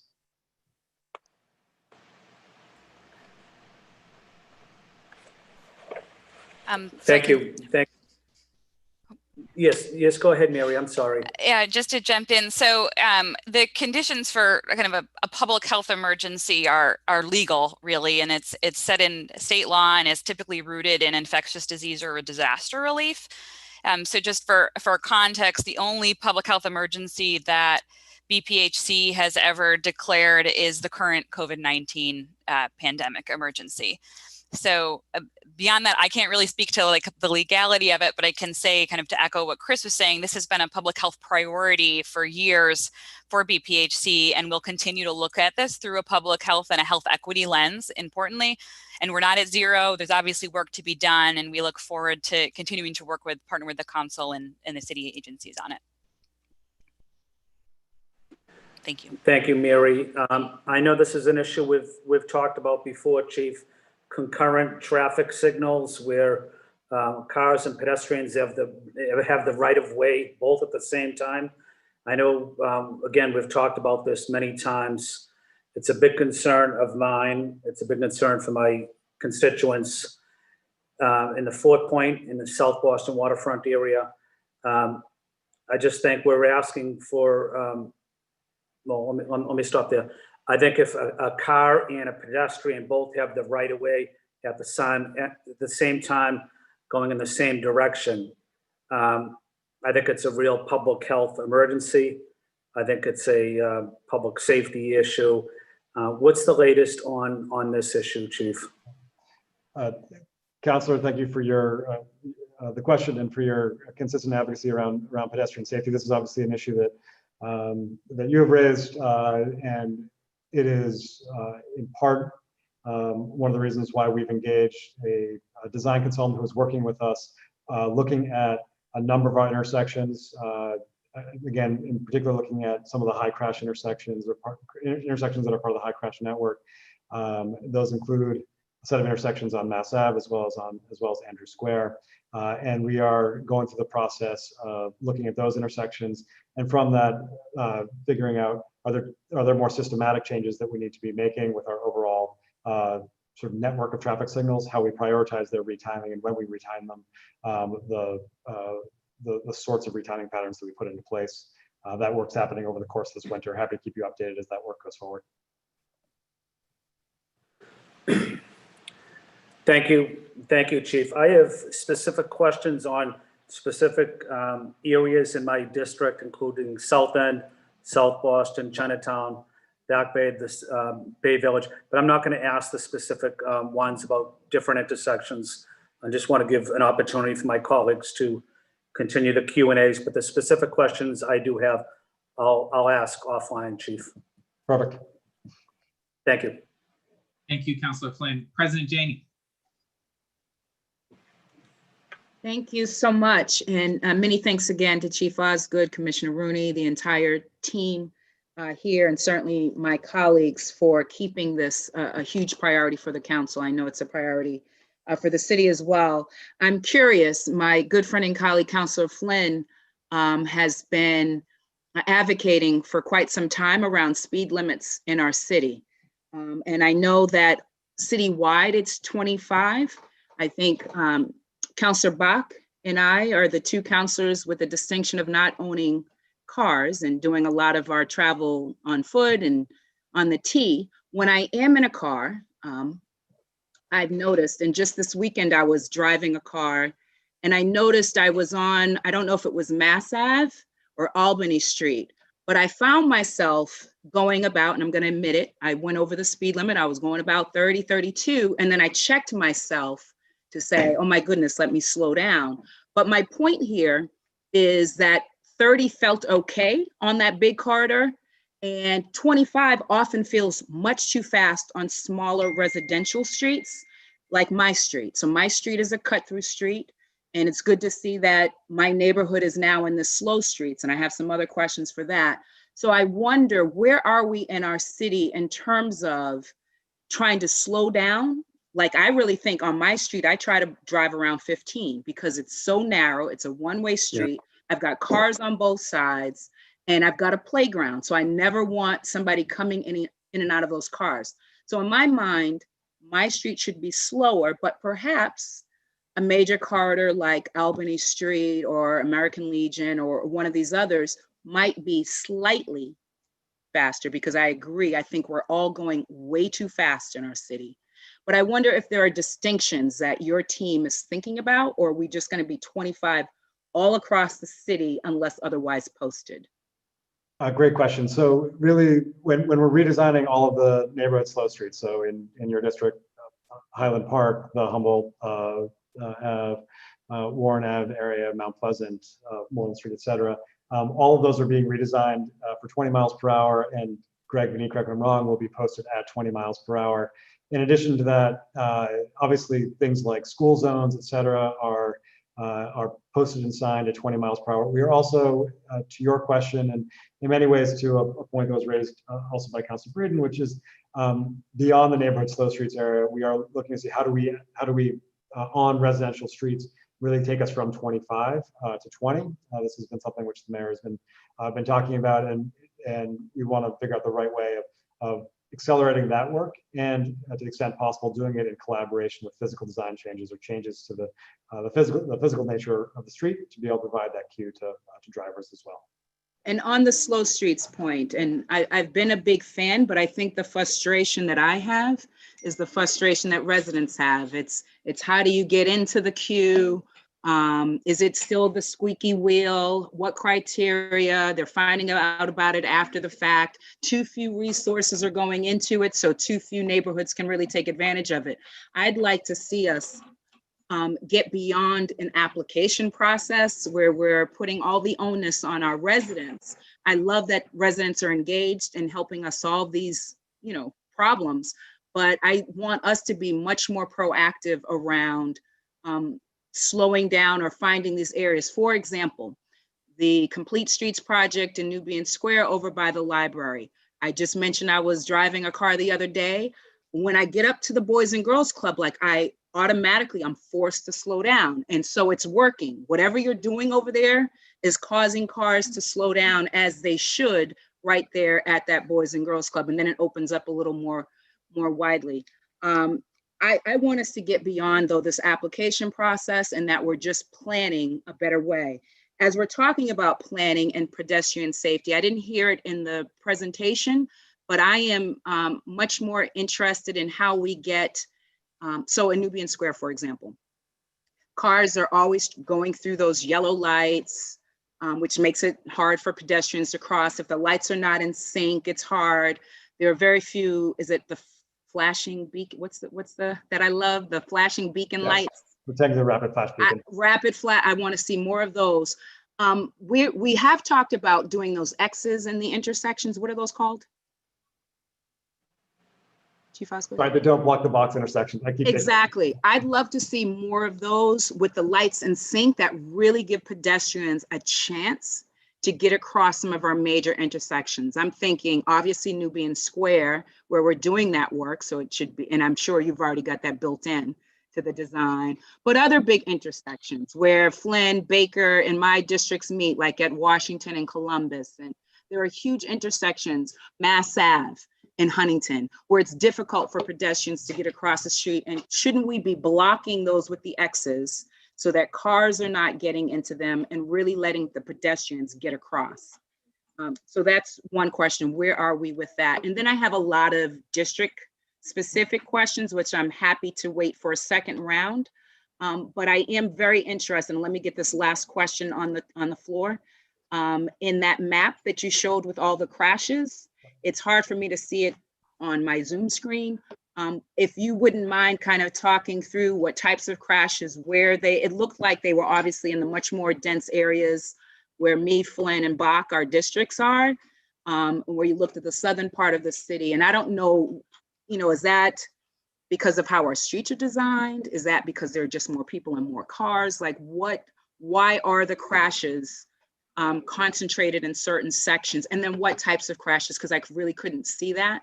So I'm interested in that. I'll save my district questions for the second round. Thank you. So neighborhood slow streets, block the box. I'm sort of shorthanding it, and the Vision Zero high crash network. We need to take those in that order. And the flashing beacon, I want some more of those. Yeah. And Commissioner Mary, feel free to jump in as well. So on neighborhood slow streets, I think there's sort of two things I want to sort of in some ways split. One is how we prioritize where we should be doing our work, and the second is like sort of the selection process, so to speak. I do think that we are, we've certainly heard the feedback, and we are thinking about how we would identify the next places to move. We've heard that feedback. Obviously, Matt Lawler referenced that as well in his opening comments. Heard that feedback from the council. It's certainly something which we want to think through as we think about how this program expands and how we accelerate its implementation. In some ways, similar to Councilor Campbell's point about the resurfacing of our street right now. I do think that the prioritization sort of scheme, or the rubric that we use for neighborhood slow streets, of prioritizing those places where we have the most number of vulnerable road users, the most number of crashes, is an important piece for us to focus on. There may be ways in which we can sort of present that more broadly, either to the council or beyond, but I think that approach is one which is making sure that we're investing in those places that have had the longest history of crashes and fatalities on the streets, and also again, the most number of youth, the most number of seniors, the most number of persons with disabilities. On block the box and rectangular rapid flash beacons, I will get back to you. I'll confirm whether or not we are hatching out those intersections, including the Nubian Square intersections, with sort of the don't block the box X's. As part of the mayor's legislative agenda over the course of this last 2 years, we've been pushing for the ability to have photo enforcement for don't block the box, which would be one more way that we could prevent that sort of work, that sort of behavior, and make sure that intersections are safer for pedestrians to cross, as well as to make sure that our intersections are working optimally for buses, for cars, etc. Rectangular rapid flash beacons are a major part of our toolkit. They're used both in the sort of neighborhood slow streets program, but also in our targeted interventions. I can see, unless Commissioner Rooney or me or Mary, you guys know off the top of your heads, we can get back to you about how many we have deployed. But that is something which we are looking to expand. And then I will put into, we can email to the council. I'm not sure if there's a chat option on this particular Zoom platform, but if folks have an interest in diving into the Vision Zero maps, you can go to boston.gov/transportation/vision-0, scroll down to the Vision Zero maps. You can see a set of maps under the label of Boston High Crash Network. And there are 4 maps in there. One that has the 3% of streets that have the most number of crashes that have involved pedestrians, the 3% of streets that have had the most number of crashes that involve cyclists, the 3% of streets that have involved the most number of crashes that have involved just vehicles, and then the map that I showed, and it, I believe, is, I think, 2015 to 2017 crash data from EMS that has been analyzed to build out those maps. In addition, on that page, and happy to share these resources afterwards, you can link to a dashboard that shows the crash statistics in the city of Boston since 2015, and then as a bar graph, as well as a map showing crashes that have involved pedestrian, cyclists, or just drivers, both injury crashes as well as fatal crashes on our streets. All that can be found on our website, and happy to throw that in the chat if it's possible. Otherwise, happy to share that back with the council afterwards. Thank you, Chief Osgood. And there'll be a second round for folks who do need that. Councillor Bach. Thank you, Mr. Chair. And thank you again, Chief Osgood, and to your whole team for being here. I'll also throw a few questions together, and then maybe you can take them in a set. So one is just that, you know, there's been a lot of issues that have come up to me around different parts of my district around right on reds lately. And I wonder if we've thought about having a default, like shifting our policy so that we have a default for no right on red. Doesn't mean there aren't situations where we might decide that it makes sense, but I just know we're seeing a lot of situations where there are car pedestrian conflicts because of that. And particularly a few places in my district where the cars involved are sort of swinging from like they're swinging in motion from a busier street onto a less busy one, and so it's causing an issue. And I just, again, from a systems perspective, wonder if we could think about shifting what the default is there.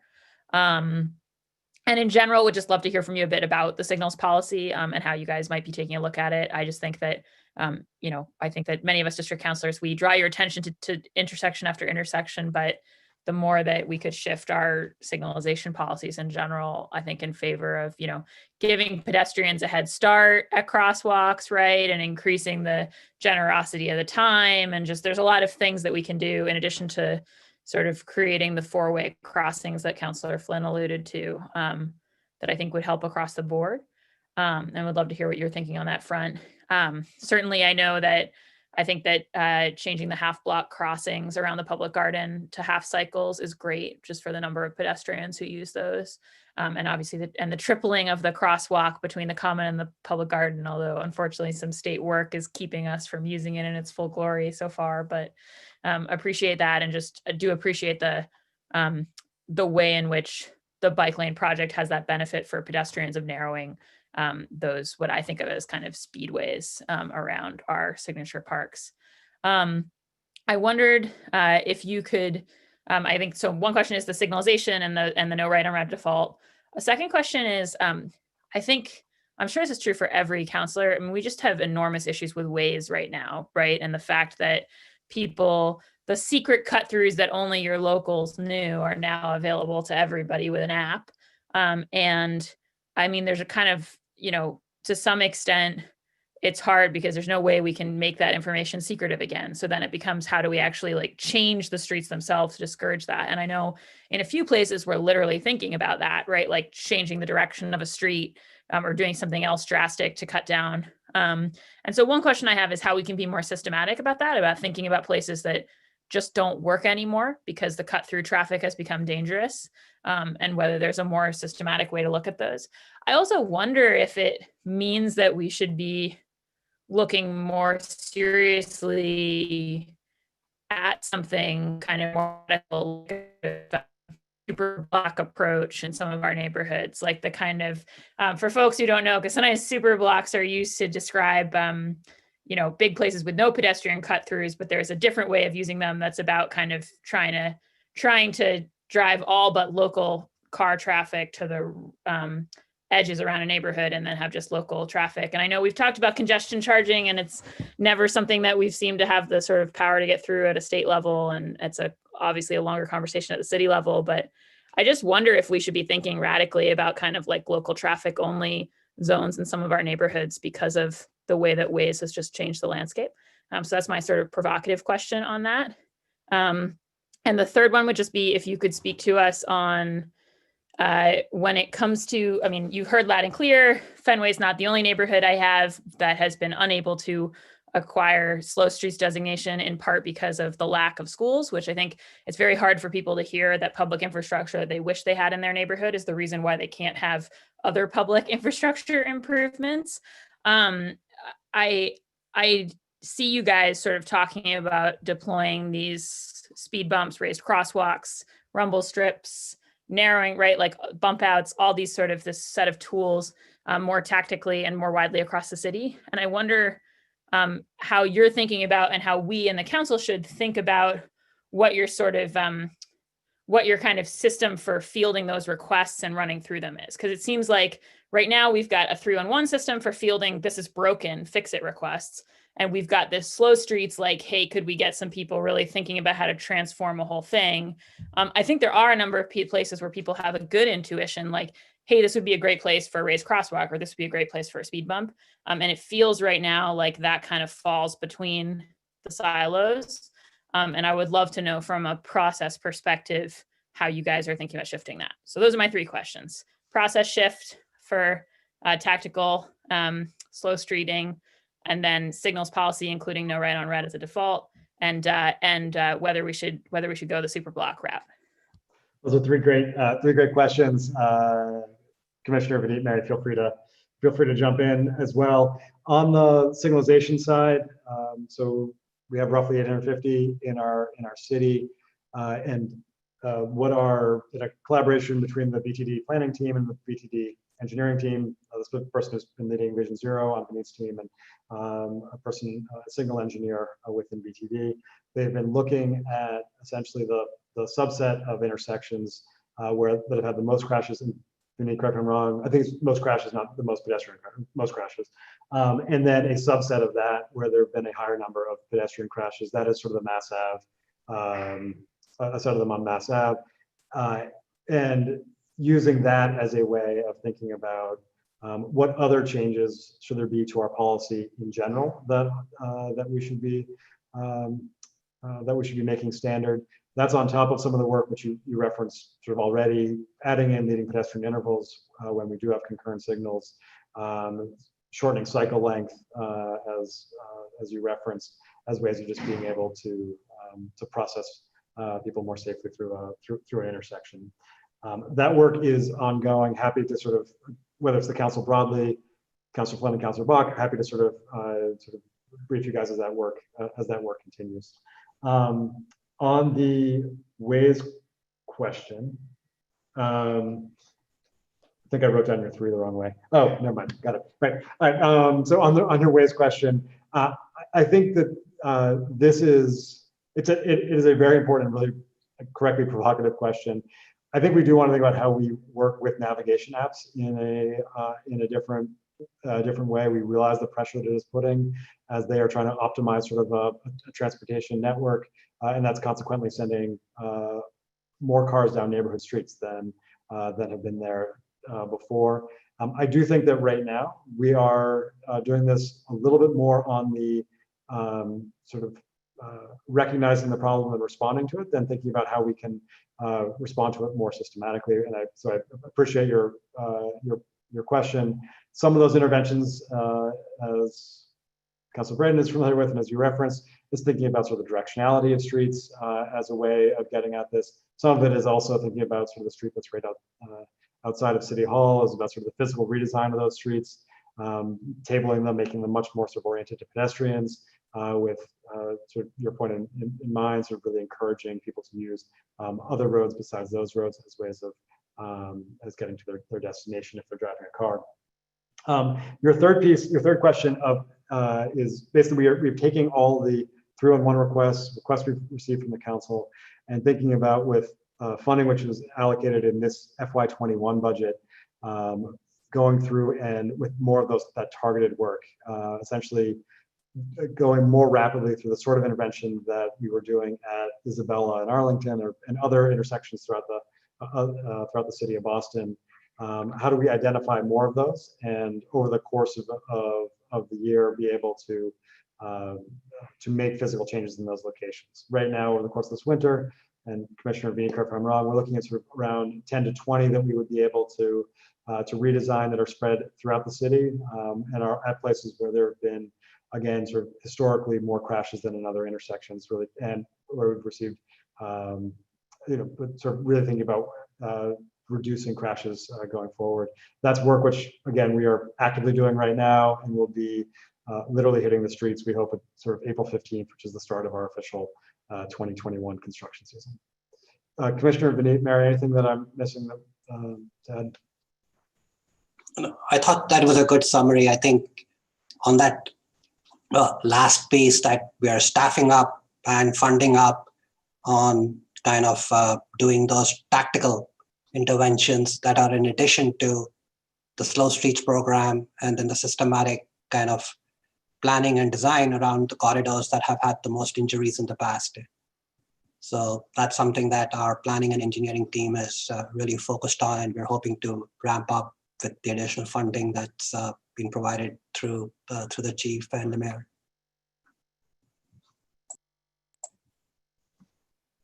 Great. Thank you. I imagine that's my time.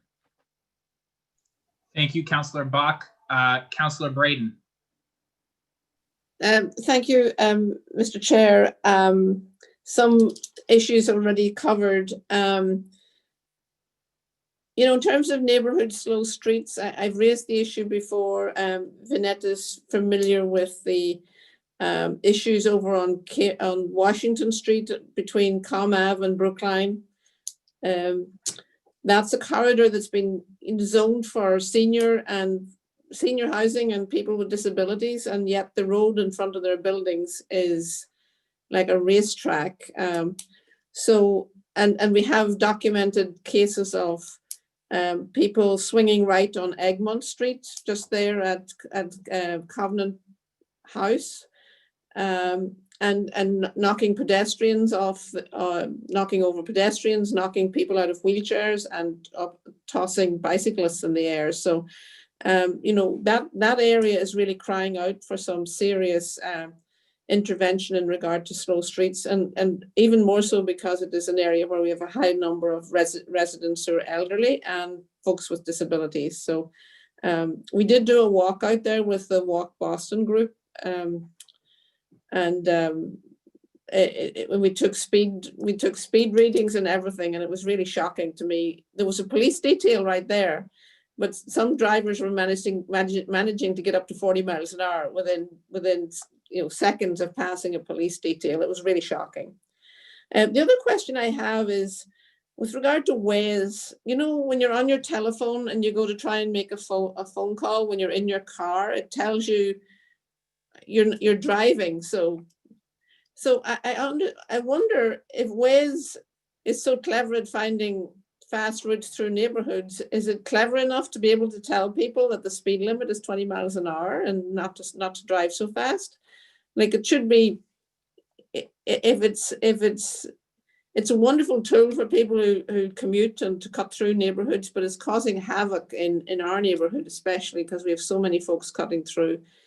And is there any way that the city can interact with Waze, like the developers of them? Because we hear bizarre cases of one-way streets that people just keep going up into these dead-end one-way streets, and then they're not able to get out very easily and causing havoc. So there's definitely, is there ways that we can tell them to correct the problem? Just in terms of the slow streets, we have Brook Street and Parsons Street are very, very fast again with cut through traffic. I know that the mobility study has drawn up a large number of recommendations that will be addressed over a period of time, obviously, because it can't all be done at once, and some of them will be related to the I-90 project, which is about 15 years out ahead of us. So it just, in terms of, I realize that every district is in the same position. We're all asking for changes, and a lot of this is aspirational. We want these changes to make our roads safer. But I also have a question for you guys.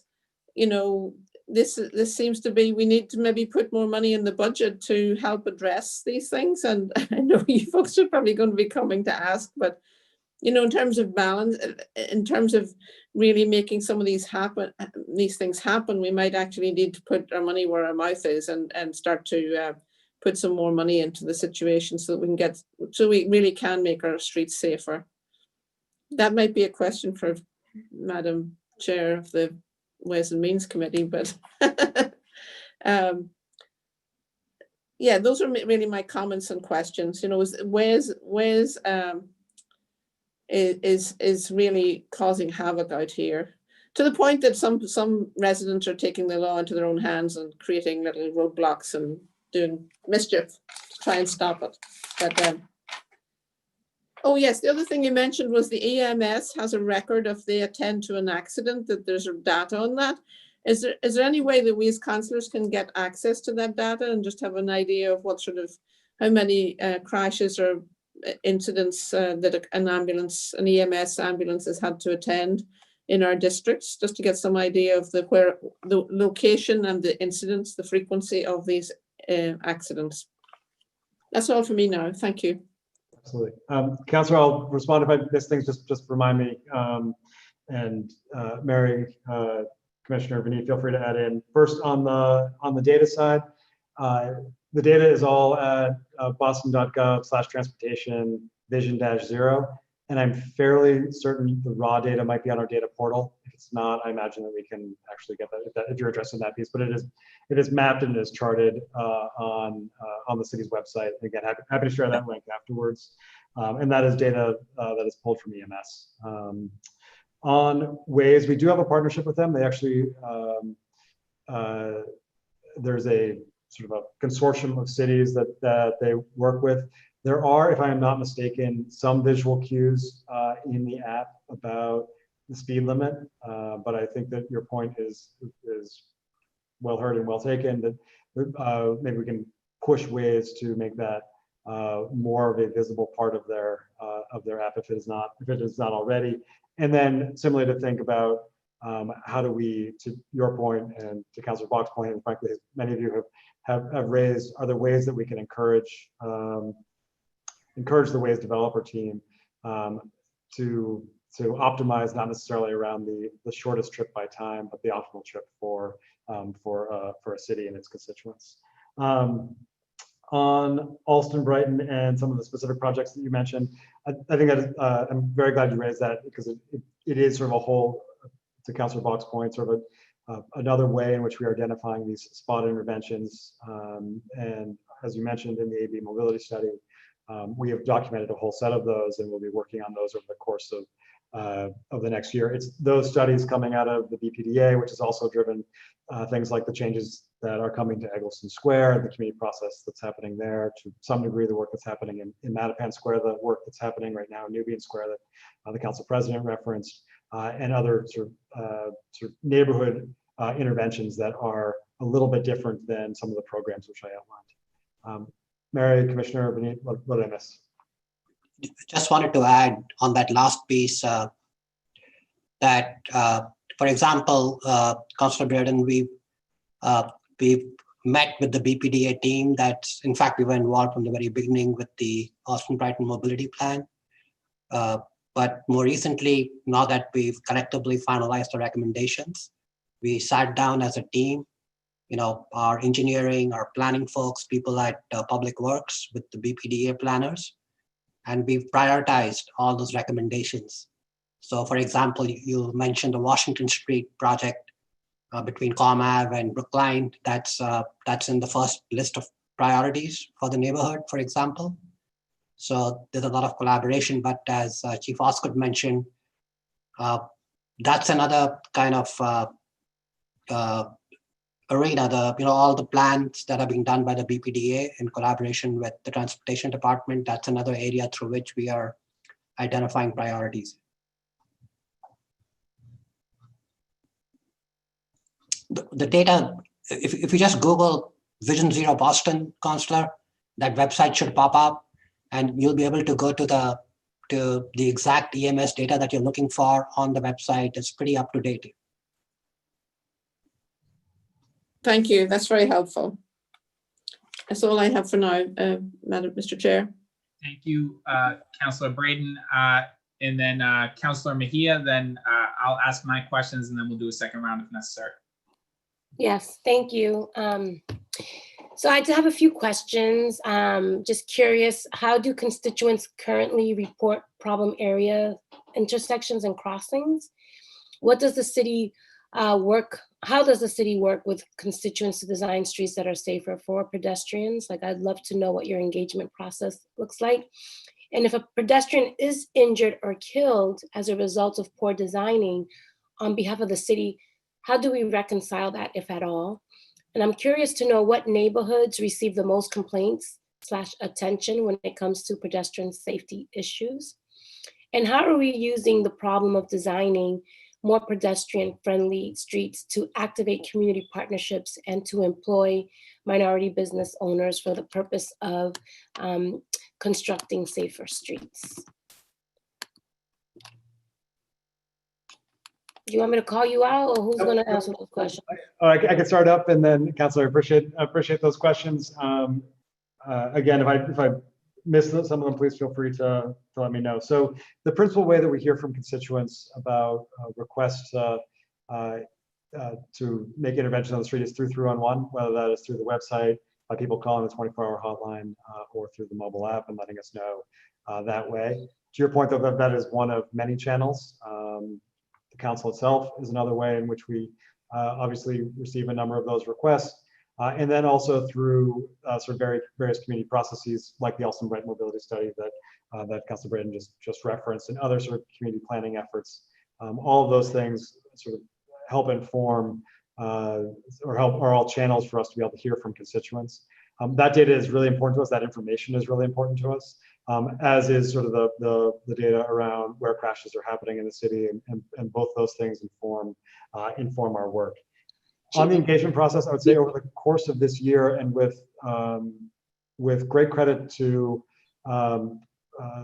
Commissioner Rooney and to Vineet Gupta, to their team, and actually a number of the transportation advocate partners that we have, we've been sort of broadening the way in which we do engagement in our city.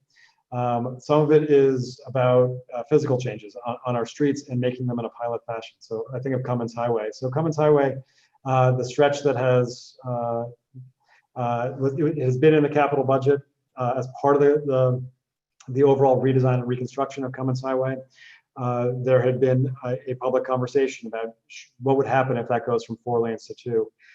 A traditional path could have just always been something which was sort of managed through slideshow and through public conversation. But over the course of this year, we physically tried it out, first with water-filled Jersey barriers, and now with paint and flex posts, and that is giving us a chance to be able to pilot something physically on the street, and then get feedback from residents as part of that process, which will inform the actual then reconstruction of Cummins Highway, and allow residents and road users along that boulevard to give us even more feedback. In addition to kind of those physical changes on the street that we've been trying out, again, with a lot of credit to a lot of different folks, has been sort of greater efforts in all of our outreach to make sure that we are running community meetings in multiple languages, that we are doing flyers in multiple languages, that we are presenting physical changes on our streets in ways that are simply more accessible. So if you check out, for example, the Connect Downtown work, the pedestrian and bike infrastructure and road safety work, which was done around City Hall, the Public Garden, and the Boston Common, that is in many ways designed best to be viewed on a phone, and it is available in 3 different languages, with again with credit to Vineet's team there. So we are very much thinking about kind of how do we actually broaden the way. Oh, sorry, go ahead, Councilor. Yeah, no, I'm trying to let you flow, but I'm also trying to interrupt your flow because you're going a mile a minute here, and so I'm just trying to catch up with you. I know I have time constraints, and I know I have other questions, but I want to go back really quick to the Cummins Highway situation, because I've been hearing from a lot of folks who had no idea that this was happening, and then all of a sudden it all popped up, and maybe they didn't go to the meetings or they didn't hear about it or whatever it is, but I know that a lot of people who are upset about that whole situation right now. And it's interesting to hear that you guys are testing things out, but in a lot of people's minds, this is what it's gonna look like when it's all said and done. And so I just think that in terms from a communication standpoint, it would be really helpful for a lot of folks to understand the processes, because there are a lot of folks who have felt like they have not really been thoroughly engaged in that particular situation. And so it's good to know that you guys are testing things out, so that when they call to complain, I'm like, well, they're testing things out to see how y'all are gonna react. So if you don't, call and participate in the process, but it doesn't seem like it's a done deal. For a lot of people, it seems like it was. So can I get some clarity around that? Is this like a pilot project, or are you guys testing things out, or what's the communication that I can share back from folks who are upset about this Cummins Highway situation? Yep. So I appreciate sort of the sort of course correction on that. In many ways, there was a lot of outreach, but we've also, Councilor, similar to you, heard a lot of feedback from residents, both in support and with concerns about what is out there right now. This is the design that is being tested. We had sort of identified as our preferred design for that corridor. It is not the final construction though. And so that is part of a public process, which is in front of us over the course of 2021. So there's actually more time for people to give us feedback on this. We've done a number of sort of in-community sessions, obviously Zoom sessions, flyering, mailing to residents up and down the corridor. And we have every interest in being able to figure out how to refine those practices to be able to address exactly what you raised, which people feeling like they were unaware of what was coming. And we want to make sure that is not what people feel. They're sort of well aware of the process going forward. Yeah, and I think the other piece of it in terms of community engagement that would be helpful too is that there's enough ample notice when there's going to be disruption on a particular street, because what we're hearing is that things are just popping up and then all of a sudden you have to find another detour to get somewhere because they're redesigning an entire speed hump. No one even knew about it. So if there's ways for us to be able to communicate to people multiple times, because not everyone's going to check their emails, not everyone is going to be on social media, not everyone opens up you're going to have to try multiple ways of touching communities, because one way or another that information will hit them. So even if it's putting a PSA out, I just think that the more people can engage, the better. But I want to make sure that the little bit of time that I have left, that we can answer the question in regards to minority businesses and the role that they play in engaging them in the design process and the implementation and all that, please. Great. I appreciate the question there too. So there's sort of two different elements there. One is with the mayor's equitable procurement practices, which the executive order which he has put forward, which is specifically around sort of how we contract in the city for whether it's designers or construction companies, engagement specialists, et cetera. That is sort of a part of the way in which the Transportation Department, the Public Works Department, and every city agency now works. I do think there's also opportunities to think about specific engagement for stakeholders along corridors. So to the extent that there are businesses or business groups that you want us to make sure that we are connected with, by all means, let me know. I'm very happy to make sure that we're making those connections. Just to add to that, we are in the way that we redesign our streets, we are proactively reaching out to groups using multiple languages that we feel have traditionally not been included in the past. And so whether it's going to Latinx communities in East Boston, or whether it's trying to get to every business that's on Blue Hill Avenue, we are really doing a huge effort on the ground to engage local communities. We've also started to identify youth groups to work with them. Mattapan Fitness, I can't remember the full name of the group, is one example in Mattapan Square. So there's a sea change in how we've done outreach to design our streets. Because I always feel like the same usual suspects are the ones that get invited and show up, and always are the ones the squeaky wheel gets the oil, or whatever it is that they say. Yeah. That's why I really like Council President Janey's question about how these decisions get made, and it's always usually the ones that are the loudest. Yeah. So I think that really extending beyond the usual suspects to include them in the process is really important. And the last thing that I will offer is that in terms of your outreach is really thinking about non-traditional folks, right? So not everything has to just be around livable streets. If you're looking at, housing advocates, they're the ones who are also trying to figure out from a planning design space, even people who are working in the public health space.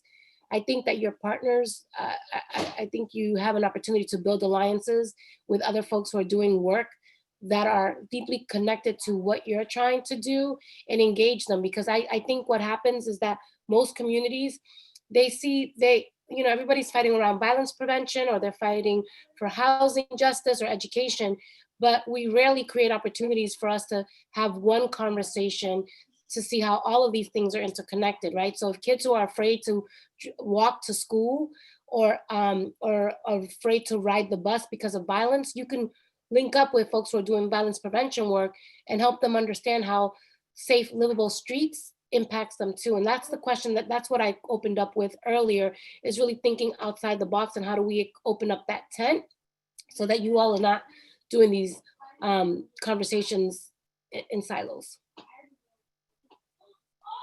Appreciate that, Councilor. Thank you. That's all for now. Thank you, Councilor Mejia. So I'm going to just leap into my questions here, Chief, and I appreciate everybody for their patience. So I'm going to ask two questions. I could get into a whole bunch of specific things in my neighborhoods, and I still might. We'll see how this goes. But specifically, I know we had an issue in my district with handicap accessible sidewalks.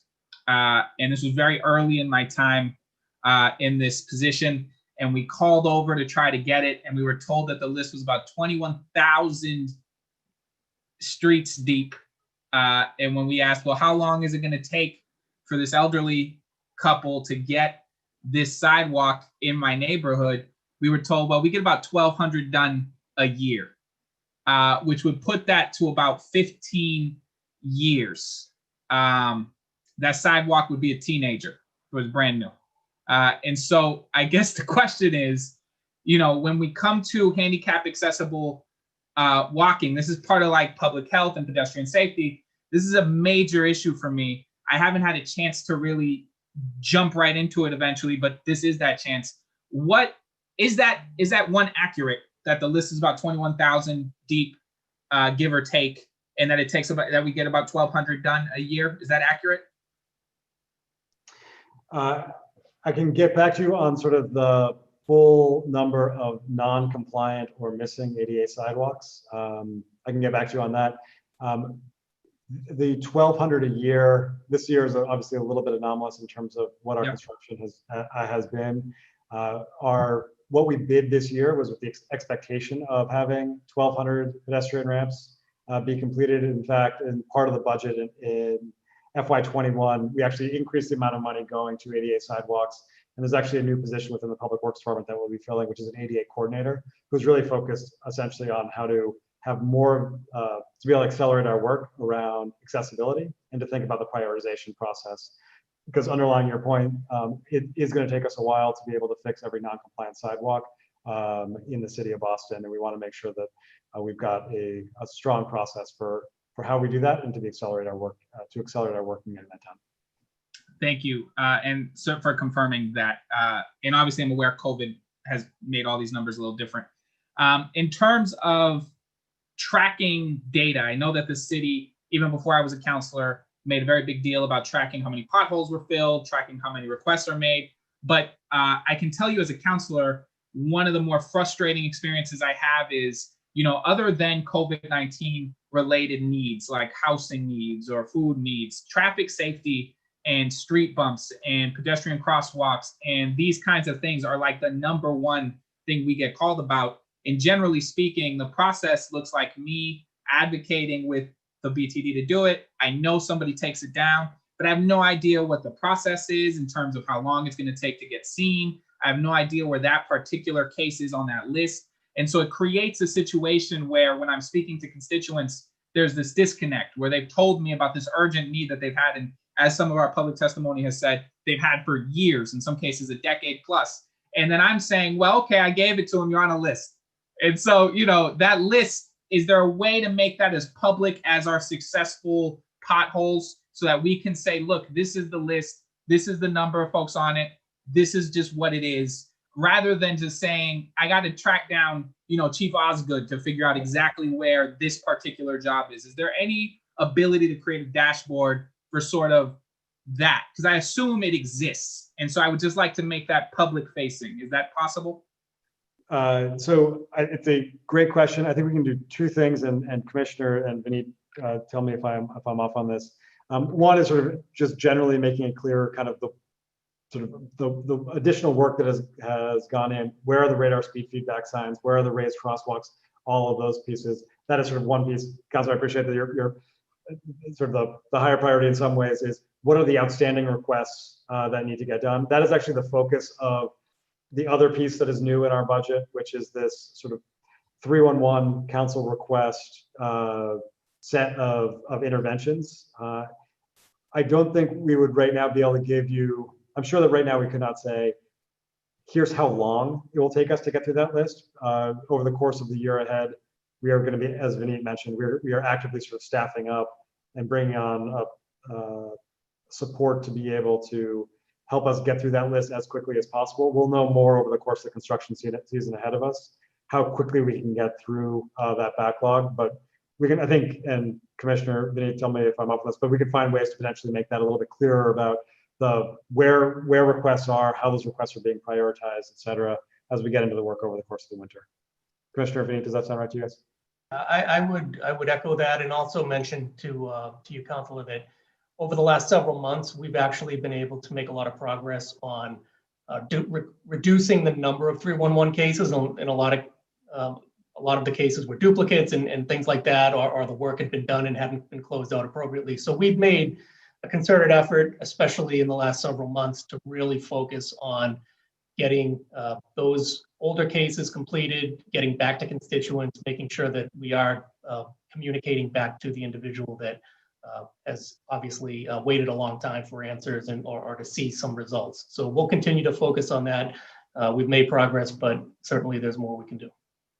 Thank you. And I just want to be clear, this isn't a critique of any of you. You're my favorite department in the entire city. You do blessed work, and every time you show up in my district, I want to throw parades.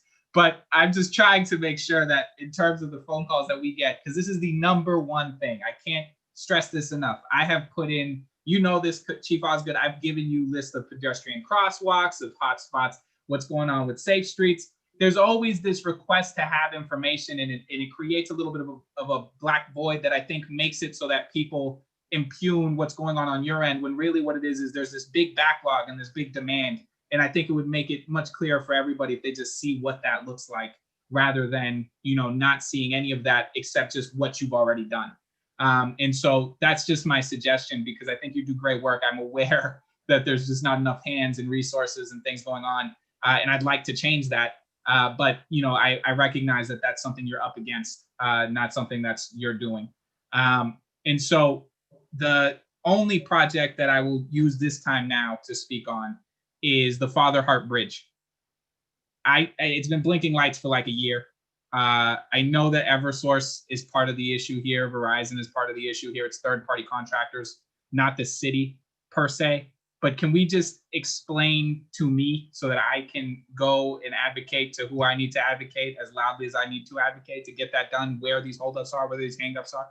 Yeah, and Commissioner Irvin, you guys might have an update on this. To connect the lights on either side of the bridge does require conduit that essentially needs coordination with Eversource. I don't know, over the last week, I don't know where that stands. So that has been a little bit of the holdup, is essentially, as I understand it, the connection between those two lights that requires the coordination you speak of. Let me just loop back to you on that, unless Commissioner Irvin, you know where the current status of that. That's pretty much where we stand. We've had good communication, both internally with Public Works and also with Eversource and Verizon. So we are close to being able to resolve that issue, but we'll have to give you offline more specific update. Thank you, and I'll be happy to take that update offline. And then I guess my final question is more generally related. I'm sure every counselor has the same question. When it comes to raised pedestrian crosswalks, when it comes to the speed radar guns, that, you know, those are my number 2 requests. And I never know personally how many we actually are able to do or have available. And it makes it really difficult for me as a counselor to figure out whether or not I'm telling somebody something in terms of we'll look at this and I should already know that there's just no way to get that done in that time frame.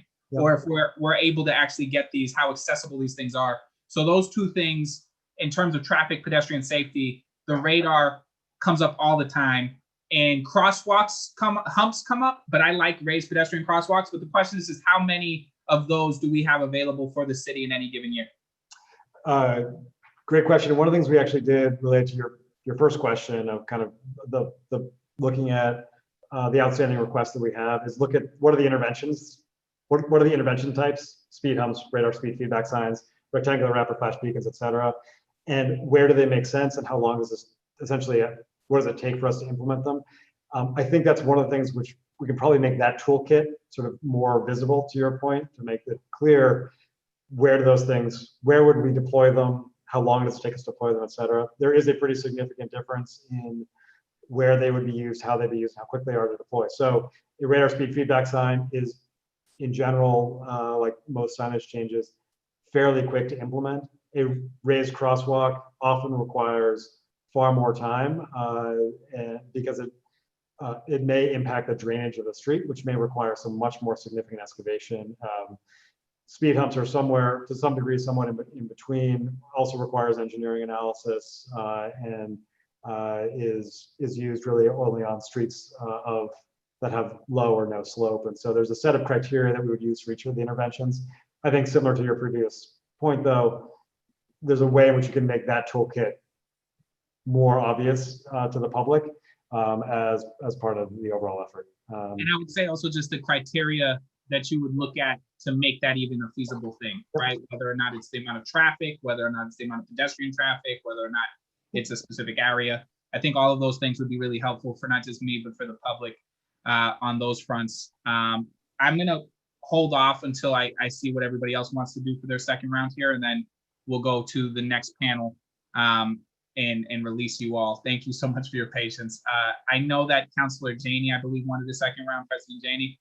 Yeah, and I would just say this, and in the interest of time, I really appreciate this panel and the interest of time of this panel, my colleagues, the public, and the second panel. I'm happy to have more conversation offline. Chief Osgood, love to engage you with some specifics for my district to continue this conversation. The one thing I'd like to just get on the public record is, and this is along the lines of Councilor Mejia's questioning around vendors and how we contract in the city. As you may be aware, I monitor construction projects in my district to make sure that we are following the BRJP goals and guidelines. And I'm very interested in the Complete Streets project in Nubian Square and adding that to the list. So just a heads up and FYI, Mr. Chair, thank you so much for your leadership here. Happy to take my district specific questions offline and have a briefing with my team and your team, Chief Osgood, if that's okay. So, Mr. Chair, I am deferring my second round of questions so that we may hear from the second panel, the public, and all of my colleagues.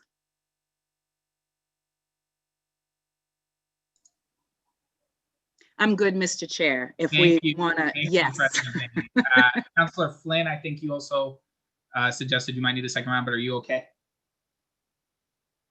Hey, Councilor Arroyo.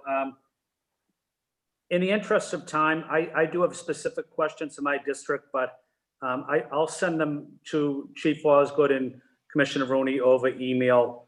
I don't want to ask just things about my district and take everybody's time up. I saw two cameras go on, so I'm going to go in order of the way I saw those cameras go on. Councilor Bach, do you have second round questions? No, I think similarly, I peppered Chief Osgood with questions about my district as is. And I think that I know we've got some really great advocates who I'm excited always to be working with on the second panel. So in the interest of time, happy to hold my remaining questions, although I will just, I don't think we fully engaged with my provocative super block suggestion, Chief Osgood. So perhaps on another occasion, I just think if we're gonna, if we're really gonna reimagine what life in the city looks like, frankly, more in the direction of how the city of Boston was laid out. I think thinking about whole realms of the city where pedestrians are really the dominant, the dominant entities, as it were, is an interesting. And cars are there on trespass, is kind of an interesting way of reconceiving things. But I'll hold my questions for now. Thank you, Mr. Chairman. Thank you, Councilor Bach. I saw Councilor Campbell, who did not get a first round, is available now if you would like to ask questions. I was intentionally sort of listening and then I had a conflict, so I hopped back on. I can send my questions. I prefer to give the time to the residents and the advocates. Frankly, it's like 5:15. But one question I will send though is a question I continue to get around data. and how incomplete it is. So I can send that as well. So thank you. Thank you, Councilor Royal. Thank you, Councilor Campbell. Councilor Mejia. Yeah, so I'm not gonna hold anyone hostage because I know time is ticking. I don't have a district. Unlike Councilor Janey always represents in District 7, I don't have a home district, so I represent all 22 neighborhoods. But I don't have anything specific to a neighborhood. I do have a general something that I want to offer. And so when I first moved back to Boston after living in New York, I can walk anywhere in New York, anywhere, at any time, and be all good. But when I moved back to Boston, one time, there were times when I was walking, I would try to walk from downtown to Dorchester, and it wasn't walkable. It wasn't safe. And I didn't understand, this is gonna be weird, but I'm gonna say it anyways. But everybody was trying to offer me a ride. I'm like, why is everybody trying to offer me a ride? People don't walk in Boston?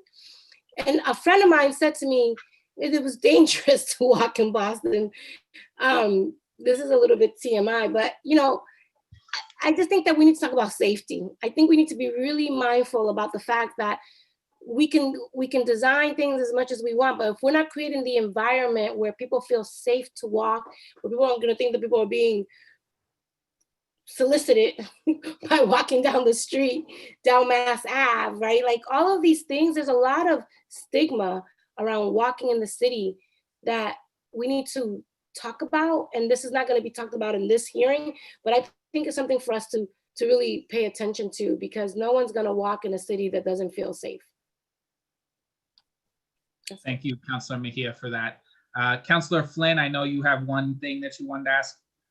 Yeah, thank you, Councilor Arroyo. I just want to say thank you to I forgot to say thank you to the BTD team that's always working hard every day. I see my friend Vinny and so many others, they're doing excellent work. And let me just add one more point. There's a group of BTD employees that sometimes people criticize them. It's the traffic enforcement people that are out in the streets every day, the meter enforcement people every day. They work hard, they're professional, they do an outstanding job. And I know people give them a hard time almost every day. People can be verbally abusive, but they're exceptional people. They live in our neighborhoods. They're our neighbors, they're our family. They coach Little League. So I just wanted to give them a shout out because they're really unsung heroes in the city, even if people don't want to hear it. I think they are. Thank you. Thank you, Councilor Flynn. And I'm going to just ask one question that you can answer offline because I'm not sure you would have the information now. I know one of the things that keeps me up at night, amongst many other things, is that we receive a good amount of state money for the MBTA, for the bus lanes, for things like that, that we really care about. And now that COVID has decimated our economy, I'm not sure how much of that money is accessible anymore or available. And so do you know what the state is going to be able to provide moving forward? Have they given us any indication? This might be a better question for Ways and Means. If you do know, please answer. If you don't, then I'm just going to pursue that where I can. But I am concerned that the state was handling some of the things that was, you know, in a $3 billion budget doesn't seem that high, but a couple $100,000 for a bus lane is significant. And so just, do you know where we are on any of that? So, and the Commissioner V may have more information on this. I think that in general, a lot of the bus lane collaboration work we've been doing with the MBTA has not, there hasn't been an adjustment or proposed adjustment by the T based upon their budget challenges. So we expect the things which we had been talking about to still be able to move forward at the pace which we all want it to be able to go forward on, obviously. And I know that I think the council sort of all in agreement with the mayor on this. There's a lot of work that we need to do together to advocate to make sure that there is not the level of service reduction that is being proposed currently by the T, which is a separate issue. I realize, I think, Councilor, what you're directly talking about, but I think one that's obviously, I think, on both of our minds as well. Yeah, very related. Thank you so much, all of you. You're all free to go from the first panel. Thank you so much for your time and for really giving generously of it today. So thank you so much. And now equally thankful for our second panel who has waited to speak. And I'm going to now give them the floor.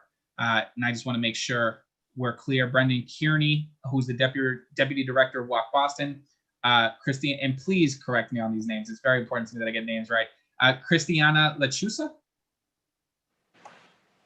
I don't think Christiana's here. Okay, so Yeah, now she can't correct me on what I'm Right, sure right. is an awful pronunciation of her name. And Becca Wolfson, the executive director at the Boston Cyclists Union. So the floor is yours. Whoever would like to go first. Great. We have a shared Google Doc, so I'll go first because I'm listed first. First off, yeah, thank you to everyone, the City Council, for having this conversation and sticking around. Also, thanks for having the public comment first. This is our job, but any of those people that signed up to testify, like, it's super important to hear from them. So thank you for doing that first. Speeding is a huge public safety issue, as you all know. The Governor's Highway Safety Association put out a report in 2019 called Speeding Away from Zero, and 28% of fatal crashes in 2017 in Massachusetts were directly speeding related. Higher speed, regardless of limit, though, is a factor in every traffic fatality and crash. Less reaction time for a person driving to be able to brake or avoid a crash, and also fast-moving vehicles inflict higher blunt force trauma on crash victims.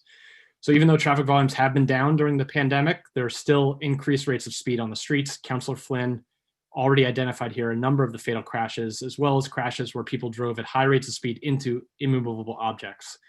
Last week at MassDOT's Moving Together conference, MassDOT had a session called Speed Management to Prevent Serious Injuries and Fatalities.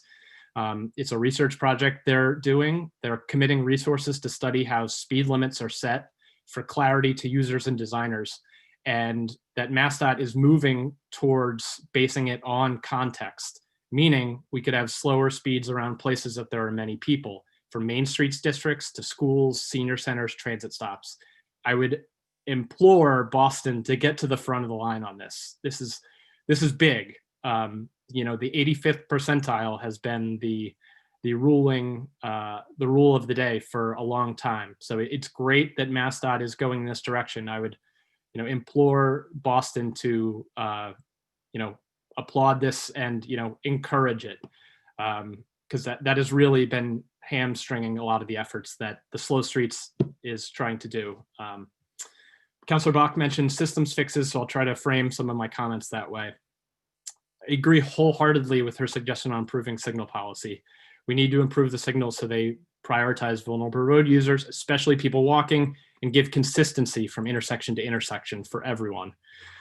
Councilor Flynn mentioned concurrent signals, which do work well when people driving are doing it at a slower speed, so they can appropriately yield to people who have the legal right of way in the crosswalk. There are obviously some exceptions. They're not appropriate at intersections with many or high volumes of turns, or at T intersections where 100% of the people driving are turning across the path of people walking the crosswalk. But no matter the setup, whether it's concurrent or exclusive for people walking, traffic signals should be on a shorter, the half cycle, like Councilor Bach mentioned, wherever possible, so there's just less delay for everyone. Here's a few more systems fixes. Boston should be leading where there are multiple jurisdictions. Many of the most dangerous roads for speeding are not even Boston owned, where they have multiple jurisdictions, whether it's Mass DCR, MassDOT.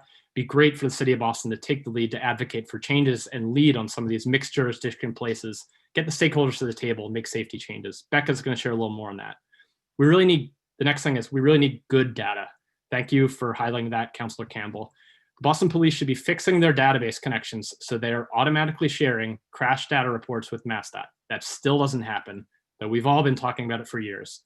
Thank you to the City Council for funding a Band-Aid to that problem with a data analyst position, so the info is shared more readily with the Transportation Department.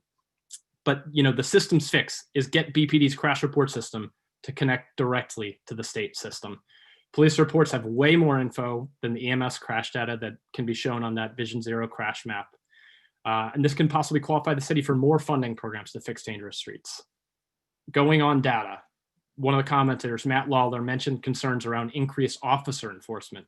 In June 2020, GBH reported data showing Black people in Boston accounted for 70% of police stops, despite being 25% of the population.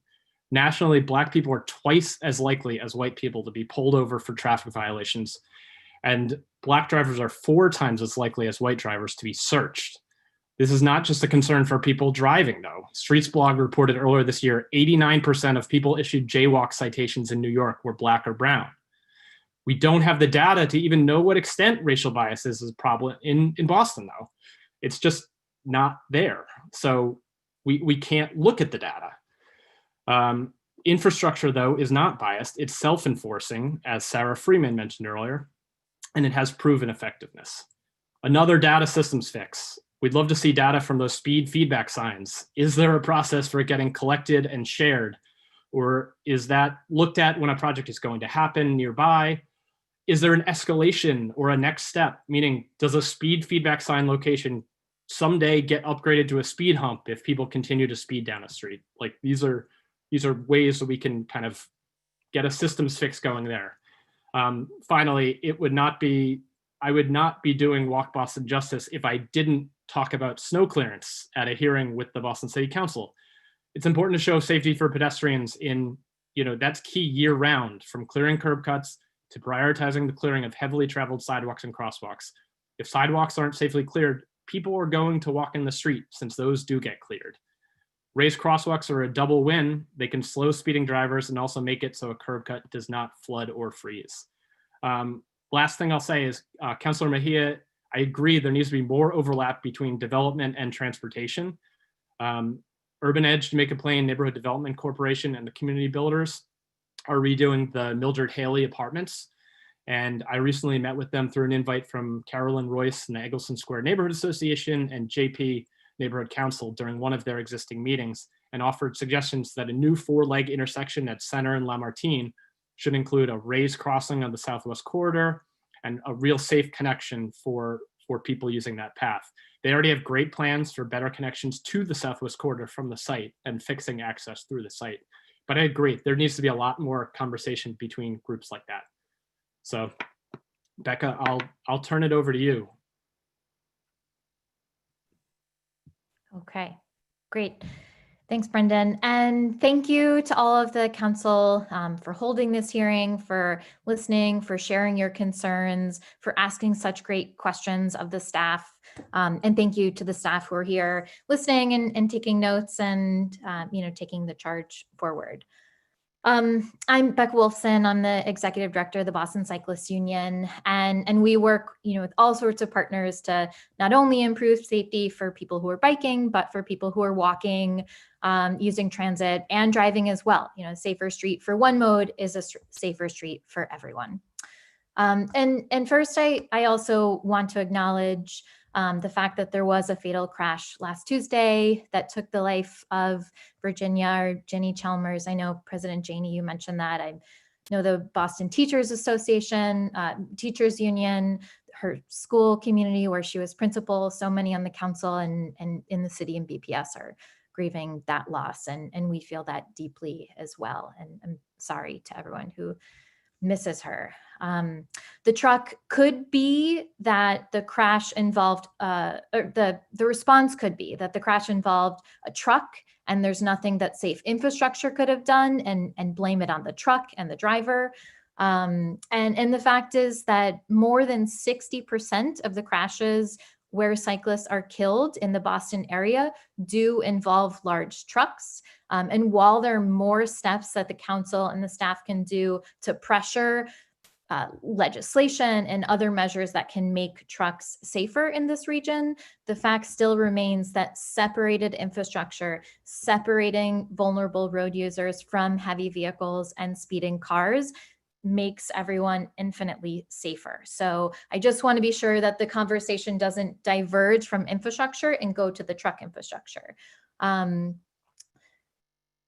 Last year, there was only one cyclist fatality in the city of Boston. There have already been 2 this year, while there are fewer cars on the road and injuries haven't slowed. So again, the reason why we're here is that this remains a very serious and critical issue. This year, the 2 fatalities, Tommy Anderson was killed while riding his bike at Mass Ave, and Laura Roxbury at Harrison Ave, and a man was killed on Cummins Highway in Mattapan by a speeding car. In both of these situations, and in many situations where a bicyclist is killed, the street was improved afterwards. The fact is that conversations had been going about making these changes, in some cases months, in some cases years. We always can predict where these fatal crashes will happen, and it's critically important that the city continues to look at the crash data and make much more rapid changes and decisions about where to make those changes.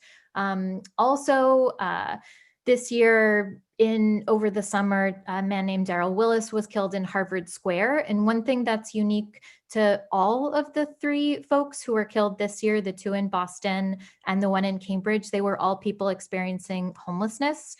So, the intersectionality that Councillor Mejia keeps bringing up is really critical. It's something that we're looking at more. It's something that the city should probably be looking at more. Where are those populations? They are more vulnerable. How are we protecting them even more with our road design and infrastructure? And before I talk a little bit more about what the city is doing well and what we want the city to be doing, I do want to talk about 2 things that, again, the city staff and the council can do. Just as, the question has been raised, this is a resolution, what can it do? There are 2 things that I think there's a very good chance that resolutions or, more force from the council and the staff could help at the state level. Again, one is trucks. Trucks are a huge public safety and public health risk to all people on our roads. And, there's been legislation that advocates and the city have been trying to push through the State House for years. It's probably going to die before this session ends at the end of December. Whatever you can do, I urge the city council to get involved through, again, resolutions, through more pressure on the state legislature to do more. We should be proud that we were the first city in the country to have a truck side guard ordinance. And another place where we need pressure on the state, again, the fatal crash of last week that took Ginny from us was on a DCR roadway. It was Blue Hills Parkway, just south of Mattapan Square in Milton. So it's not a City of Boston road at that point. And many of the fatal crashes where pedestrians are killed, where bicyclists are killed, and where motorists are killed or severely injured happen on DCR roadways. When a crash occurs on a MassDOT or MassDOT roadway, they typically have a much more rapid response. The City of Boston used to have a program through the Vision Zero work called Rapid Response Protocol. It doesn't exactly happen in that way. Usually a rapid response does happen. There's not always a rapid response site visit involving the whole task force anymore. DCR has no policy governing their response to fatal and serious crashes, and often it takes them much too long. We've been instrumental in trying to forge a better connection with DCR and the City of Boston, putting pressure on DCR. We know the city's interested, but there has to be more of a mandate for DCR to do more because their roadways are deadly and they go through the City of Boston. And then back to sort of what the city's doing and what the city can do. With respect to public safety and enforcement, this has been raised a few times, but I do want to reiterate that we have concerns and we know that the public has concerns with more police enforcement on our streets. There's a movement right now to defund the police and to take resources away and put them into other places that uplift the community and really, bolster the community. And what I would say, and there's the threat of violence and real fear in the community. And I think one opportunity that the mayor has with this budget process, and I hope the council can continue to press, is to take some of those resources and give more resources to the City of Boston, Transportation Department. I agree with Councillor Flaherty that we can't beat up the Transportation Department. None of this is about beating them up. We know they have great staff and great intentions. They just can't do everything that we need and want them to do. So, we know the budgeting process starts in November. Please, please, please give the Transportation Department more staff, more money for these tactical projects, for data analysis, for community engagement, all the things that we're talking about today. We're very pleased with the amount of projects that the city's been able to do in the transportation realm with so few resources during COVID. We know that travel by bike is more essential than ever before with the fear of being in enclosed transit vehicles. And it's very exciting to see that 6.5 miles of bike lanes have gone in when only 8 had gone in the 6 previous years. We hope that you have the resources to keep that up. And I just want to say to the gentleman that requested prohibiting bikes on sidewalks, people only bike on sidewalks when they don't feel safe biking on the street. So in order to make pedestrians feel safer and to provide that opportunity for safe travel by people on bike, we have to make safe, separated infrastructure. We're in a bike boom. Bike shops are, being sold out everywhere. Bike share use is growing, and we're in this opportunity, and it needs to be resourced. 2 more things I'll share.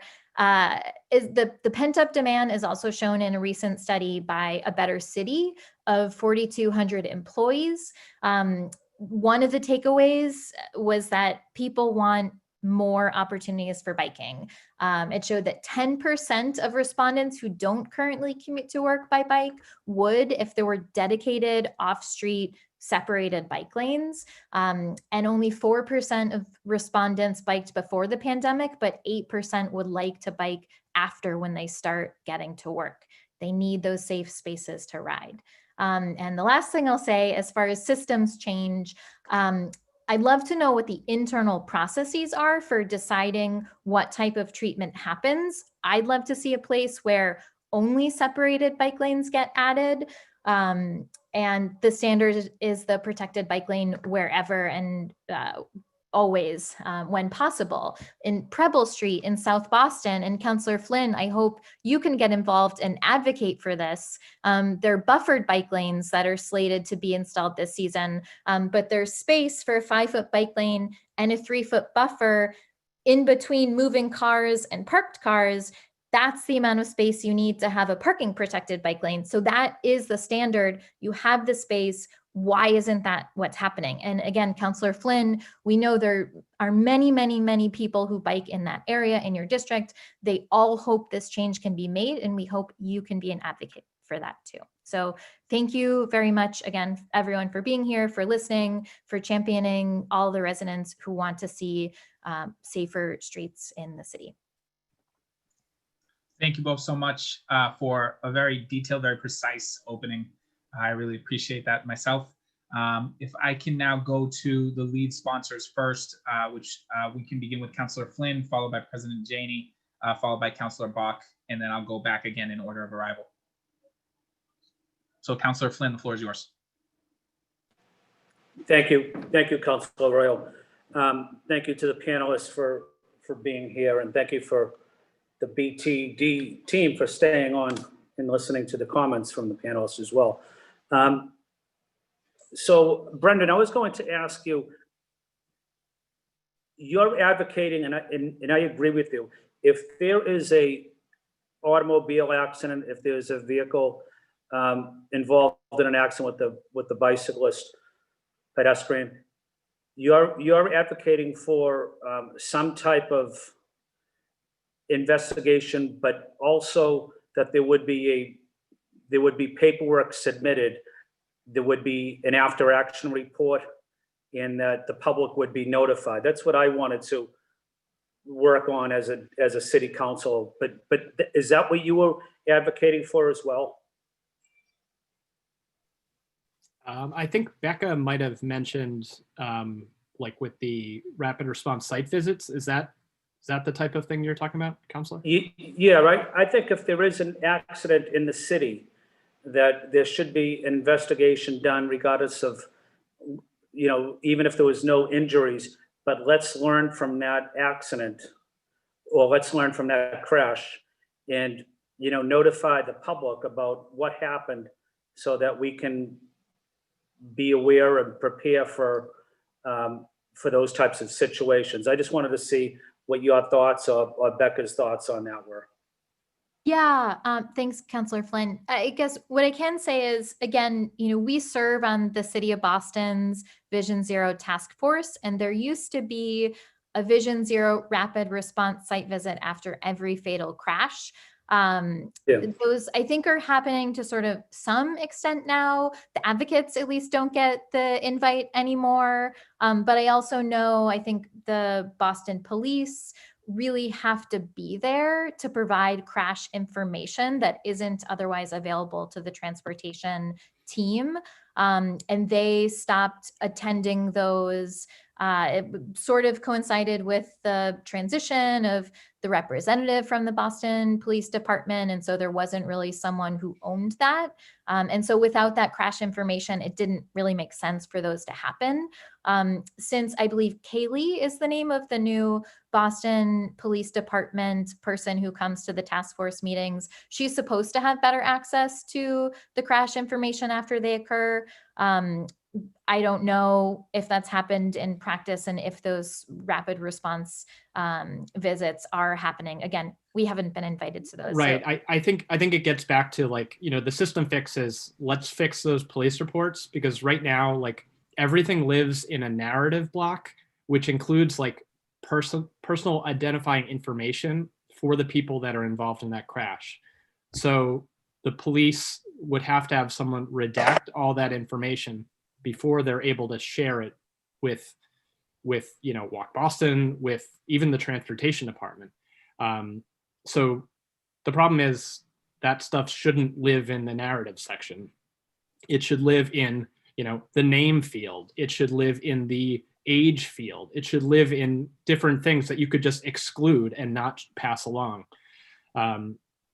This has been figured out in cities around the country. This has been figured out by cities and towns in the Commonwealth of Massachusetts. This is not a problem that we should be having now. But it makes it impossible to, do these rapid response visits unless you have someone from the police there who is able to, verbally share that information with you.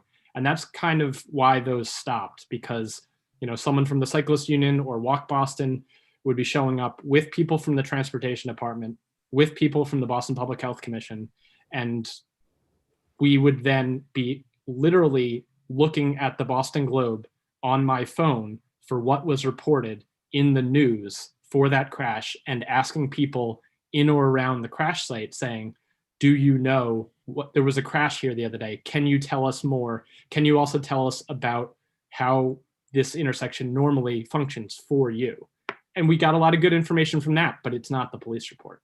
Yeah, and Councillor Flynn, the other thing that I'll just reiterate, those used to happen for the city. They've never happened for crashes on the state roads. And so again, we're looking for, more pressure on DCR to hold those in conjunction with the city's Vision Zero team when crashes happen on DCR roadways in the city of Boston. Because I believe internally, like the city of Boston, like there's still people from transportation and public works that go out after these serious crashes to look at these sites. So like that is still happening. Thank you. I just have two quick comments before I end. Becker, I just wanted to highlight that the issue you asked me about on Preble, that's one of the questions we forwarded already to Chief Osgood. We've been in contact with him. Road died on Preble Street, safety by the Rotary. We're working with the Mass DOT. DCR actually has ownership of some of that Rotary. So we are working with them in coming up with a plan. And just wanted to follow up on my colleague, Councilor Arroyo.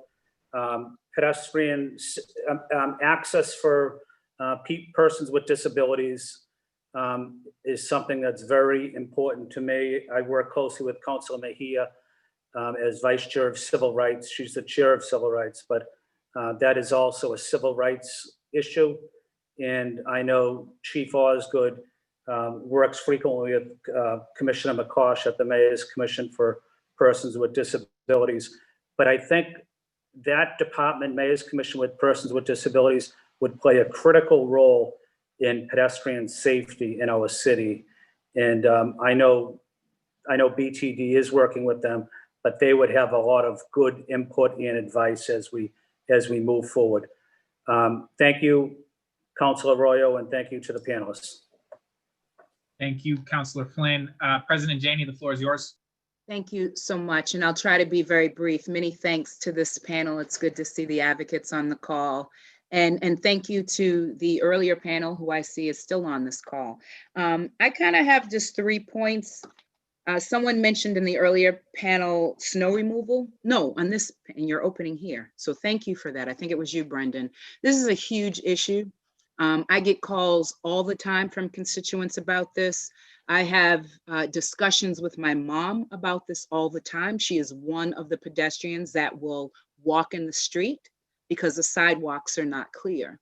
And, you know, I think first and foremost, we need to make sure that all of our public sidewalks are done, because the other complaint that I get is from residents who are getting fined for not completely shoveling their snow. Meanwhile, across the street, the park that's the city is supposed to take care of hasn't been done. And so I want to make sure there's consistency. And I know that's not you, Chief Osgood, but some of it may be, some of it's transportation and some of it's public work. So I want you to take that. We've got to make sure that we're doing better. My other 2 points are around distracted driving and enforcement. In distracted driving, my theory, as someone who is primarily a pedestrian, is that everyone is distracted. And when I am in a vehicle, and particularly when I'm a passenger, because I'm not a good passenger, I'm a backseat driver, I'm not a good passenger, but when I'm a passenger and when my daughter is the driver, it can be like, please slow down or don't. And, you know, she wants to give me all of her experience. She's been driving all these years. The issue isn't her. What I need her to understand and everyone to understand, it's not about you being a good driver. It's that everyone else on the road, no one is paying attention. It's the pedestrians are not paying attention. They're on their phones crossing streets, not paying attention to walk signals. Cyclists are not paying attention. I see them on their phones. And certainly the people in cars, like the people in cars, people have TVs in their cars. It's ridiculous. The things that people are doing in their cars. So I'm curious, you know, what are the biggest things that we need to be looking out for or trying to change in terms of the culture of distracted driving?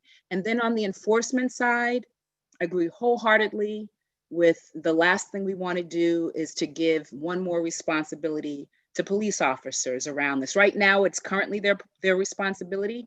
But when we talk with residents and advocates about this, I remember holding a transportation meeting just in my district because this issue is such a big issue.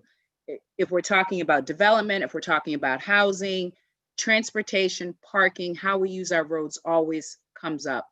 And the issue that comes up is enforcement. So what I don't want to see happen is that we are asking police officers to take on more enforcement and to do more enforcement, right? And I know it lives there currently.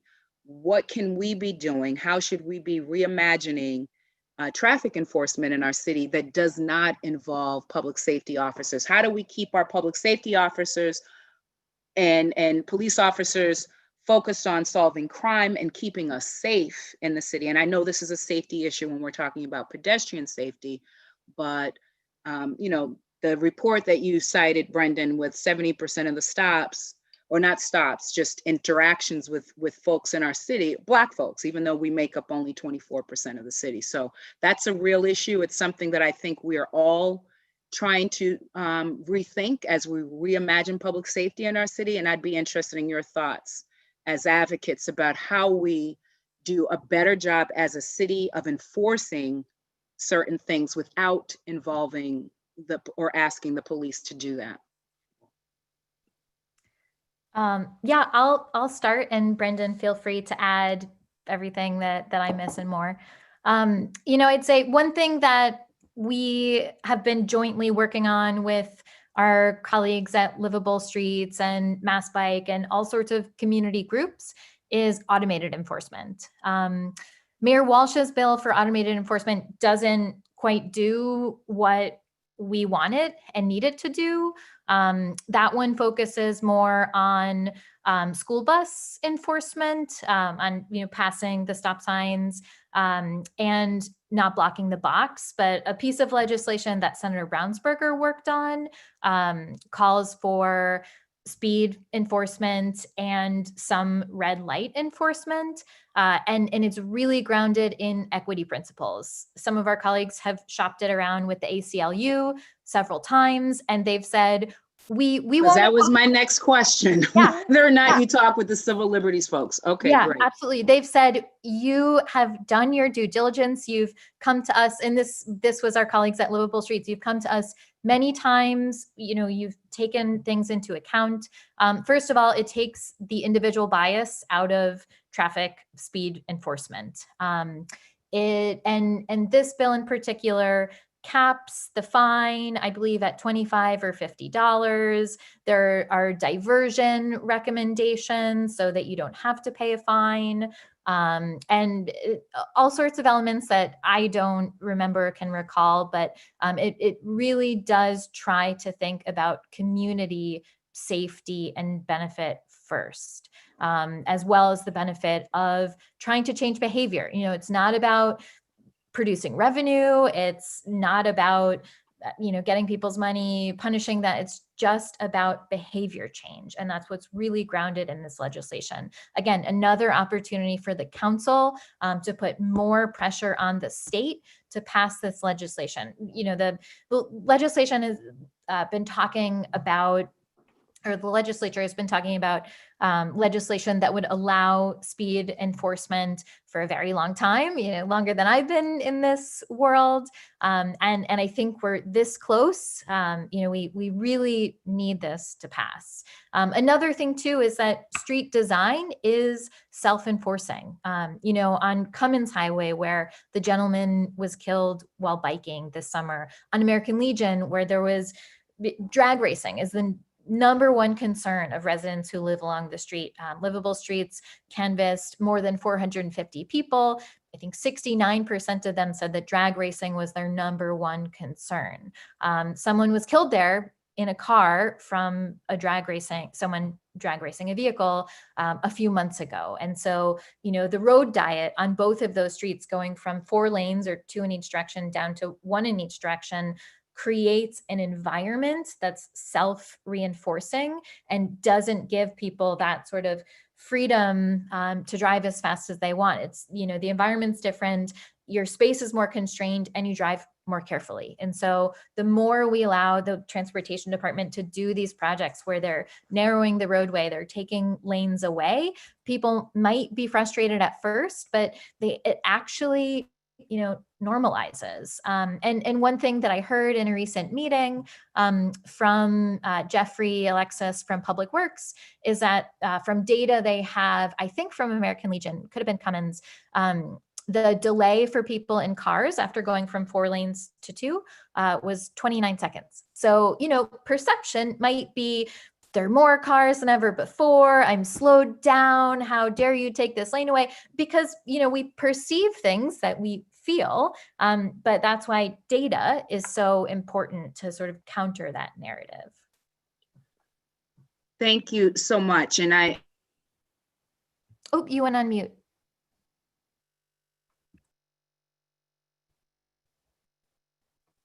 One sec. Can you hear me? Yeah. Great. You're Thank unmuted. you so much. Thank you. I think the right balance between the enforcement piece that's automated, because I do worry about, I'm glad you're speaking with the ACLU, but I do worry about the over presence of Big Brother watching our every move. And I guess that's just the world we live in now.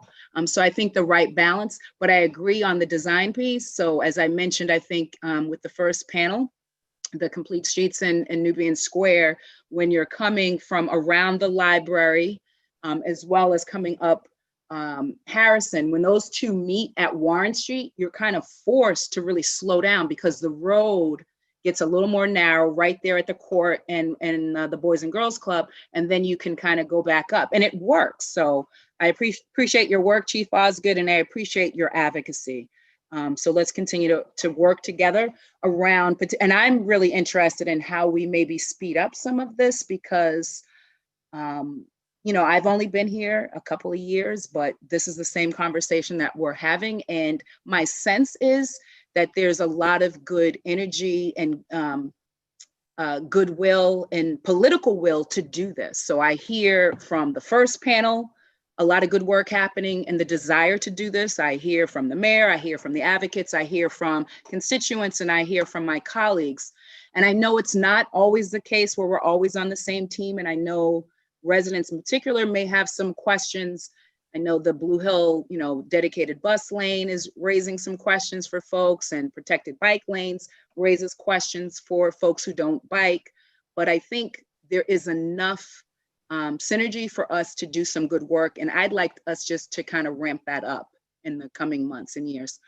That's it for me, Mr. Chair. I appreciate everyone on this call and everyone's attention to this important issue. Thank you. Thank you, Councilor Janey. Councilor Bach, President Janey, sorry. Councilor Bach. Thank you, Mr. Chairman. And yeah, I just want to thank Brendan and Becca for being here and all your thoughtful answers and advocacy and all the detailed suggestions. And I guess, and I also think it's really important to stress that good bike infrastructure and good pedestrian infrastructure can be complementary, and in fact, usually are.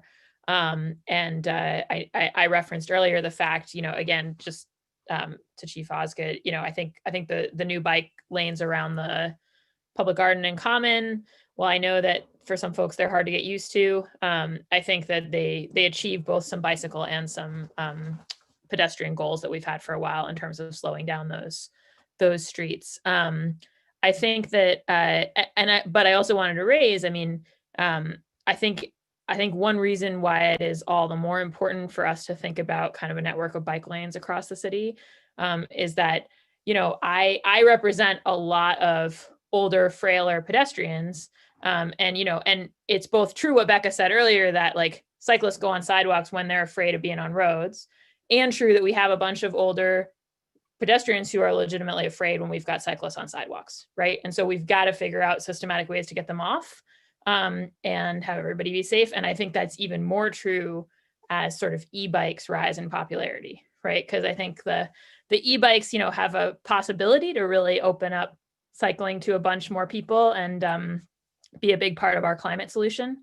But for that to be the case, we've got to have like a safe infrastructure that gets them through tricky intersections and around corners and such in a way that makes them feel safe on the road and keeps them off. So I really want to stress that, to me, that's one of the reasons too, as President Janey says, sort of accelerate this work, because, you know, I think we've had a lot of back and forth about scooters and kind of how to think about electric scooters and stuff. And then in some ways, the e-bike revolution is rushing right ahead of all of us on that.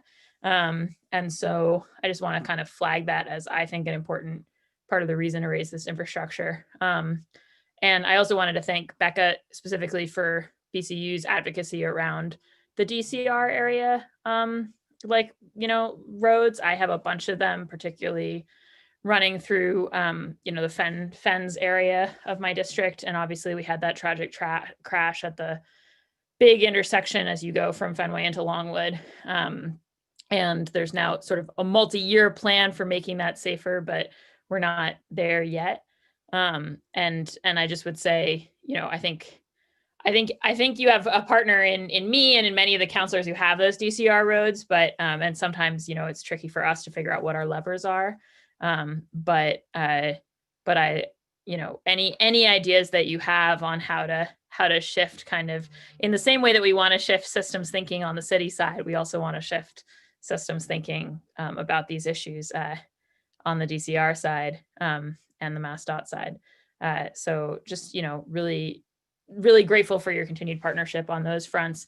I guess the only question I would just have for both of you, and it's a little bit out of left field, but just whether there are any things that you've noticed in your respective constituencies that have been shifting in light of the pandemic. I mean, I know that obviously we're seeing bicyclist usage up, but just whether like there are patterns of ways people are using the city that are different, anything that we should be kind of keeping in mind things that we've learned in the past year that weren't as obvious beforehand. I don't know if there's anything in that category.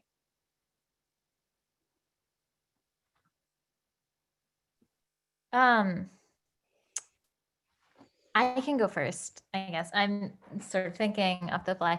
I mean, one thing that I'll say is we know there's this bike boom, right? And for our organization, we mainly advocate for biking as a means of transportation. Like, yes, it's great when people use it recreationally, but we want people to have access to use it to get places. We want to get people out of cars, but also know that so many people, especially in the warmer months, who, were looking for ways to recreate, you couldn't go into gyms and use that type of facility, started biking. And my hope is that is the gateway to get them to riding as a means of transportation. And I think it has been.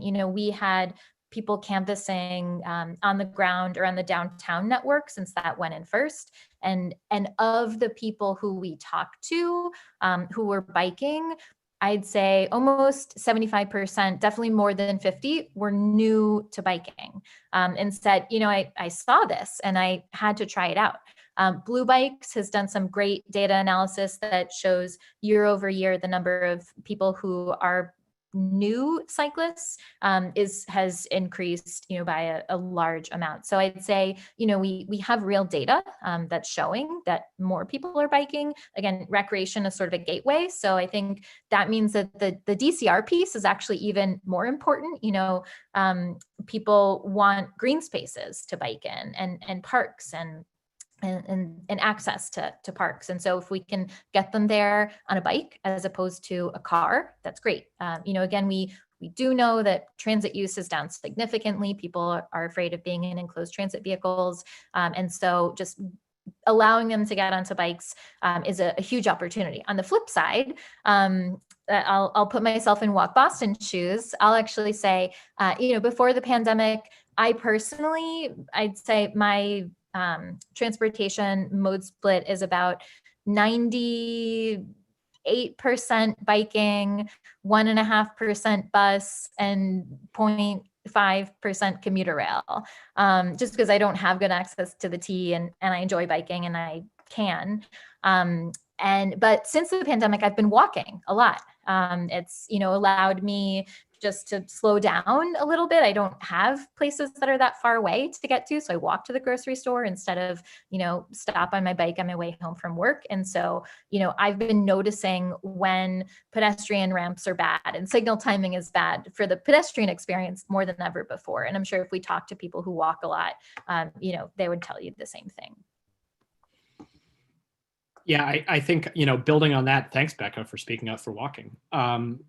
One big thing is, people they want to be in green space. So it's great that, the city of Boston has the goal of every single resident being within a 10-minute walk of a park. That's fantastic. 15-minute neighborhoods are the thing right now, again, because, people are living within that 15-minute bubble of their home. I myself, what I have learned, my wife and I got a dog.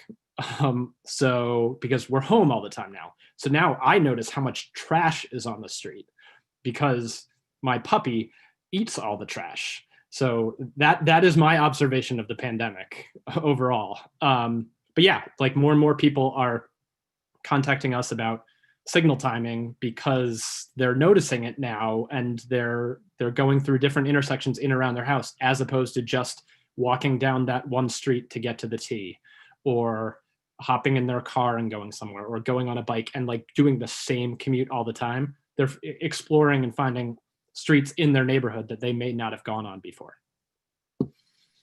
Great. And Oh, go ahead. Can I actually just add one future thing that I hope doesn't become something we hear a lot? For a different job I used to have, I used to take the T. I had better access from my house and my job. And a few times that I took the T, I slipped on black ice on the sidewalk. I've fallen on black ice while walking on the sidewalk like 5 times. I've fallen while biking, which I mostly do once. And so, I'd say that the snow clearance. And so people ask, like, why do you bike in the winter? It's so slippery and dangerous. And it's like, actually, it's more dangerous for me to walk. So I'd say, you know, we really, really, really need to emphasize how important it is that the city have a robust plan for snow clearance, for ice treatment on sidewalks, and on the bike infrastructure for all the new cyclists who aren't used to handling in slippery conditions and winter conditions, but again, might not be ready to get back on transit or want to continue biking because they just started. So I think that the winter is going to be a really critical moment for us, and hope that, you know, the city and the public works and transportation have all of the resources and the time they need to prepare. Great. Yeah, no, I think that's so important, and that we have plowing, on regular plowing of pedestrian spaces. And I'll just add briefly, just in comment form, because I'm sure I should let others go, that I think automatic enforcement, narrowly tailored, could be a really important thing for us. I agree with I don't really want cameras that are just scanning the street and tracking everybody who's walking by, but I think something that's designed to trail closely on license plates and to kind of, you know, respond to specific violations is a good idea. And I will say that in my district, I mean, the same way it's been discussed around the city, you know, we have drag racing down Comm Ave and Back Bay. And while it makes good sense for the police to have a non-pursuit policy because of what could result if people were, you know, if we did get into a high-speed chase, it's incredibly frustrating to residents, and it sort of like underscores a sense of kind of helplessness and kind of like, you know, breaking the law with impunity, that people are able to do that. And of course, we saw an accident, like I mentioned, over the weekend, that I think pretty clearly came right out of that, and didn't happen to injure anyone, but could so easily have done so. So I think, you know, thinking about ways to respond to speed with that kind of automatic enforcement, to Councillor Flynn's point, is important. And since you were mentioning them, I just wanted to flag that I have noticed the particularly bad state of the pedestrian ramp button plastic boards in the DCR, crossings lately. But I know, and this is probably a question for Chris, but he doesn't need to answer it now, but just one thing I've just wondered about is how we can move towards more durable design on that front, because those just seem to be constantly breaking. And I think it's very frustrating wherever we've tried to make, intersections more accessible for folks with disabilities.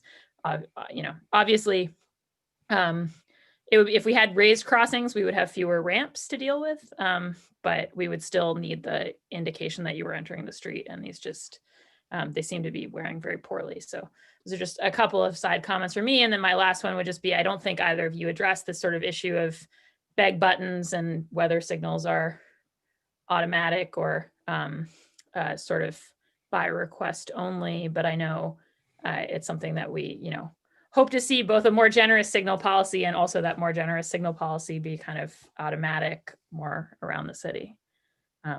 Absolutely. Like, the buttons should be there when they're upgrading intersections to make sure they're accessible and they're compliant for people who need, the sensory button and the acoustical noise. But you shouldn't require every single person to push that button. It should be automatic for pedestrians. And I just wanted to tag on to the automated enforcement thing. Becca shared so much good stuff before, but you reminded me just now that we do, there is passive collection of speed data right now with those speed feedback signs. They don't just flash the number. They also they don't track the user, but they track the time of day and they track the speed. So that information is captured in the boards. The problem is it stays in the boards for 30 days and then it just like overwrites itself. So unless there's someone going out to the site with a thumb drive and collecting that information, it just goes away. But like, that's a great, resource right now to at least know, what are people doing all hours of the day on this street? I know they had taken some speed data when they were looking at making the intersection of Mass Ave and Beacon Street in the Back Bay and fixing that. And they found that there were people going like 67 miles per hour at 6 a.m. through that stretch of Beacon Street, which is nuts. And the last thing I'll say is that an automated enforcement bill does not preclude having a robust surveillance ordinance. The city of Seattle has a surveillance ordinance, and they also have automated enforcement of traffic and red light and speed cameras. So those things can work in concert with each other. They're not against each other. Yeah, no, absolutely. Great. And I think those are I'm sure I'm going to think of another in a minute, but those are my questions for now. Definitely also working on a lot of intersections in the district and just trying to think about how to make things safer. And I know been talking to Chief Osgood about how to envision Terrace Street, which Becca will know because it's very close to the new headquarters and a place we're seeing a lot of speeding on Mission Hill. So lots of work to do ahead. And I'm certainly among those who think we should figure out ways to accelerate it. So thank you. Thank you, Mr. Chairman. Thank you, Councilor Bach. So at this point, I think who we have is Councilor Braden, followed by Councilor Mejia, followed by myself. Thank you. Good to see you, Brendan, since our little adventure out on Washington Street earlier in the year. Hi, Becky. Or Becca, sorry, beg your pardon. We heard about a data analyst that was supposed to be hired to analyze crash data. And have you heard that? I heard that they were hired, but have they been hired? Do you folks know if they've been hired, and if have you interacted with them at all? That's one question. And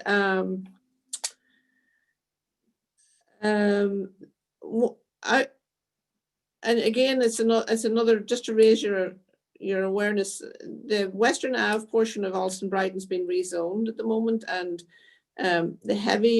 it's parallel to Soldiers Field Road, which is a DCR road, which trucks and buses can't go on Soldiers Field Road. So that means so much more traffic will be on Western Ave, and the ability to build protected bike lanes and make a safe bicycle infrastructure down there is probably compromised.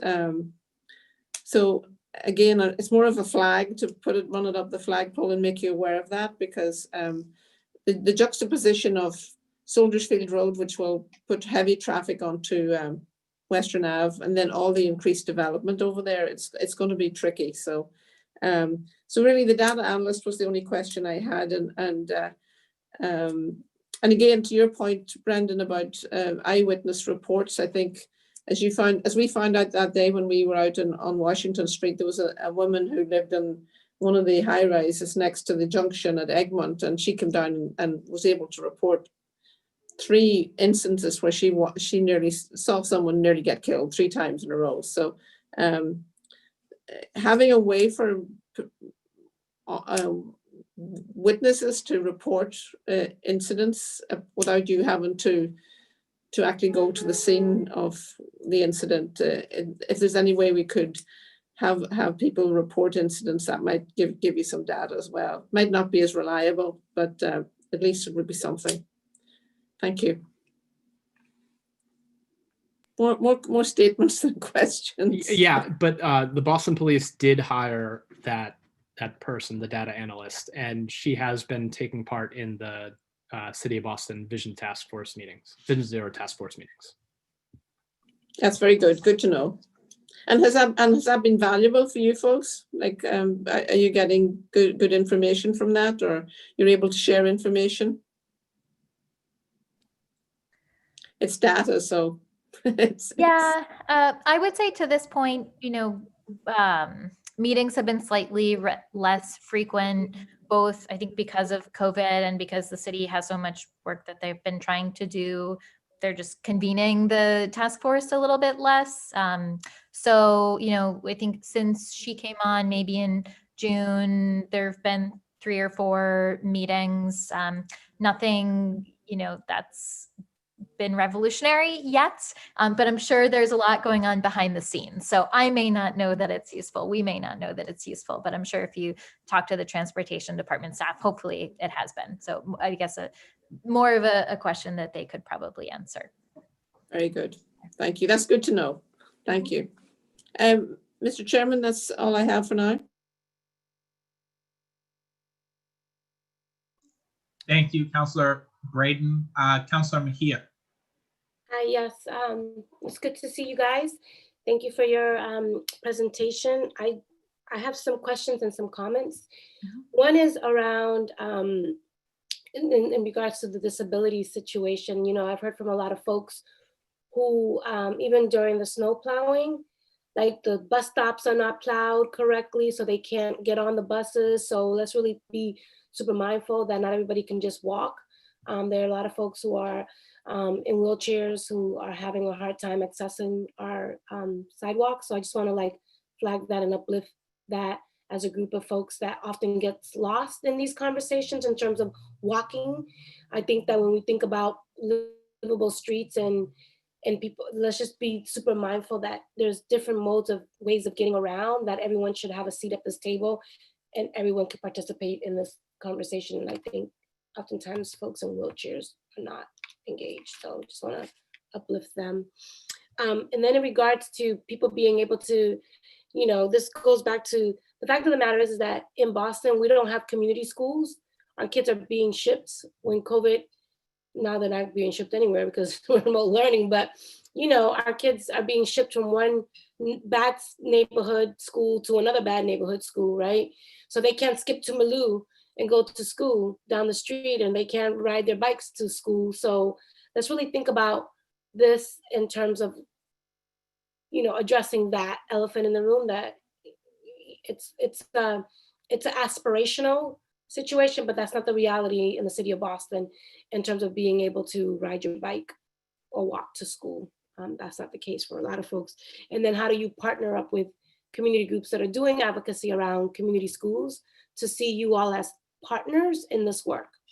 The other piece that I wanted to just kind of, I am a little worried about the enforcement conversation, because oftentimes that's just a tax on poverty. A lot of people, there are some folks who I can understand the whole idea of do the crime, pay the dime, or whatever it's, however they say it.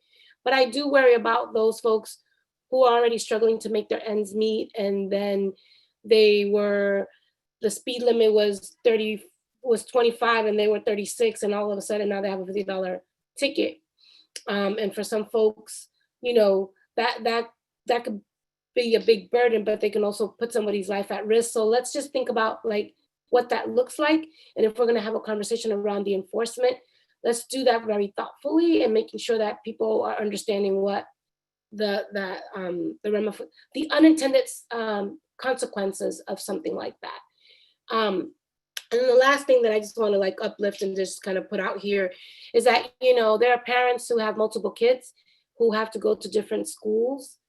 And so walking to school or getting on the bus to get to and from locations may not be the easiest thing for some folks. So whether it be carpooling or driving to, that people are doing these things because they have to. And so I'm just curious, like what and how are you all communicating and engaging folks who can't rely on the T because they have multiple stops and multiple kids to get to school and pick up. So I'm just curious, like, how do you incorporate those folks into your narrative? Yeah, I can go first if that's okay, Brendan. Thanks, Councilor Mejia, for all of those questions. I think I noted them, so I'll do my best to, you know, provide responses where I have valuable ones. As far as, you know, folks who are differently able to, you know, have access issues, the Disability Commission does serve on the Vision Zero Task Force. So, you know, the city is working closely with them. And one benefit of separated bike lanes is that they can be used by people in wheelchairs and often are. And sometimes, you know, again, when bike lanes are cleared better than sidewalks, they're actually often used because, you know, sidewalks have the challenge with the policies as they are, that the owner, you know, behind the sidewalk has to clear it. So again, when the city does a good job of clearing the bike lanes, they're often the best path. So, we feel the more bike lanes, the more separated bike lanes that are easier for the city to clear. And when the city has a clear plan for that, more often, they actually do improve access. But that does necessitate having a voice and a seat at the table. So, we accomplished some of that through the Vision Zero Task Force meeting. Yeah, just building on that, Becca, we 2 years ago, we had reached out to a woman who lives in the South End that uses a wheelchair because she had shared on a neighborhood Facebook group saying, can you, please make sure to clear your curb cuts, because if you don't, for days afterwards, I become, I can't get out of my house. Like I'm just like isolated and it's terrible. So a board member put us in touch with her because she was a neighbor, and I asked her if we could just follow her around. So I followed her around a couple days after a snowstorm and filmed what she encountered. So I just tweeted it to you so you can see that video. Yeah. Oh, thank you. Yeah, no problem. But like it was eye-opening for me. I even thought I knew what the problem was, but it was way worse than what I had pictured. Just like if you don't fully clear it, like the slush buildup refreezes and then you can't get through at all. So it has improved the way I clear snow just from seeing what she encountered. Wow. Thank you for sending this to me. Yeah. Yeah, thanks, Brendan. As far as school partnerships, in most of the campaigns that we're working on now, we're actually building a lot of connections with young people and with schools. We're organizing around the Eggleston Square, JP to Roxbury connection right now, since the Columbus Ave bus lanes, really there was a missed opportunity, lots of constraints, and bike facilities weren't added there. It's an area where a lot of people ride on the sidewalk, between Jackson Square and Franklin Park. And so, we're working with the city and with organizers to provide a safe route there. And we're working closely with Bikes Not Bombs and some youth organizers there. We're working closely with folks at the Hernandez School, both the administration and parents. So we're, really trying to get as deeply embedded into the community while, we work to look at what the solutions are as best as possible. Like, like schools like the Hernandez, that's a citywide school. So most of the people, they draw from different parts of the city. I think most of our schools are like that, and the alleged neighborhood schools, well, at least the ones that I ever wanted to get into, they were citywide choices for me. So I know that they draw from different parts of the city, and that was on my egg crate, even though I don't live in that neighborhood. The Hernandez was a school that I lived in Dorchester, and that was a little bit further away from my house. But since it was a top tier school, it ended up in my egg crate. So I wouldn't have been able to walk to school. It was a 3 mile or so walk. So I'm just kind of uplift. Not all schools are like that, but I do know that some of our schools have those citywide appeal to them. And so, but no, I'm happy to see the effort that's being made to engage schools, because I really do think if we start thinking strategically about this work and start aligning people across our silos, I think that we'll be able to have the type of environment that we are all hoping for, right? Where kids can actually literally walk to school, families can be more engaged because they're in their neighborhoods and connecting with the people that their children are growing up with. And you could ride your bike. I used to ride my bike to school. I used to walk to school when I was a kid. And you're right, we don't have that anymore. And I think that, there is a desire for us to go back to the way things used to be. Well, not back to normal, the other normal, but just like some of the easy things that made a sense of community. And I think a lot of the work that you all are doing can help create that type of environment that will help address the violence that's happening in our streets, that will help you know, go beyond. I know you guys want, I know there's about livable streets and I keep talking about other things. So I'm done with my questionings. I don't know if you guys get through all the questions that I had. Yeah. I have one more thought to share. And I totally recognize that not everyone will be able to bike or walk to school. That just isn't going to be everyone's reality. But I think that the goal is to make it as safe and possible for people who have that desire and you know, where there's built up potential. But the one other thing that I'll point out that's sort of at the state level that I think there's more opportunity for the city to engage with is the Safe Routes to School program.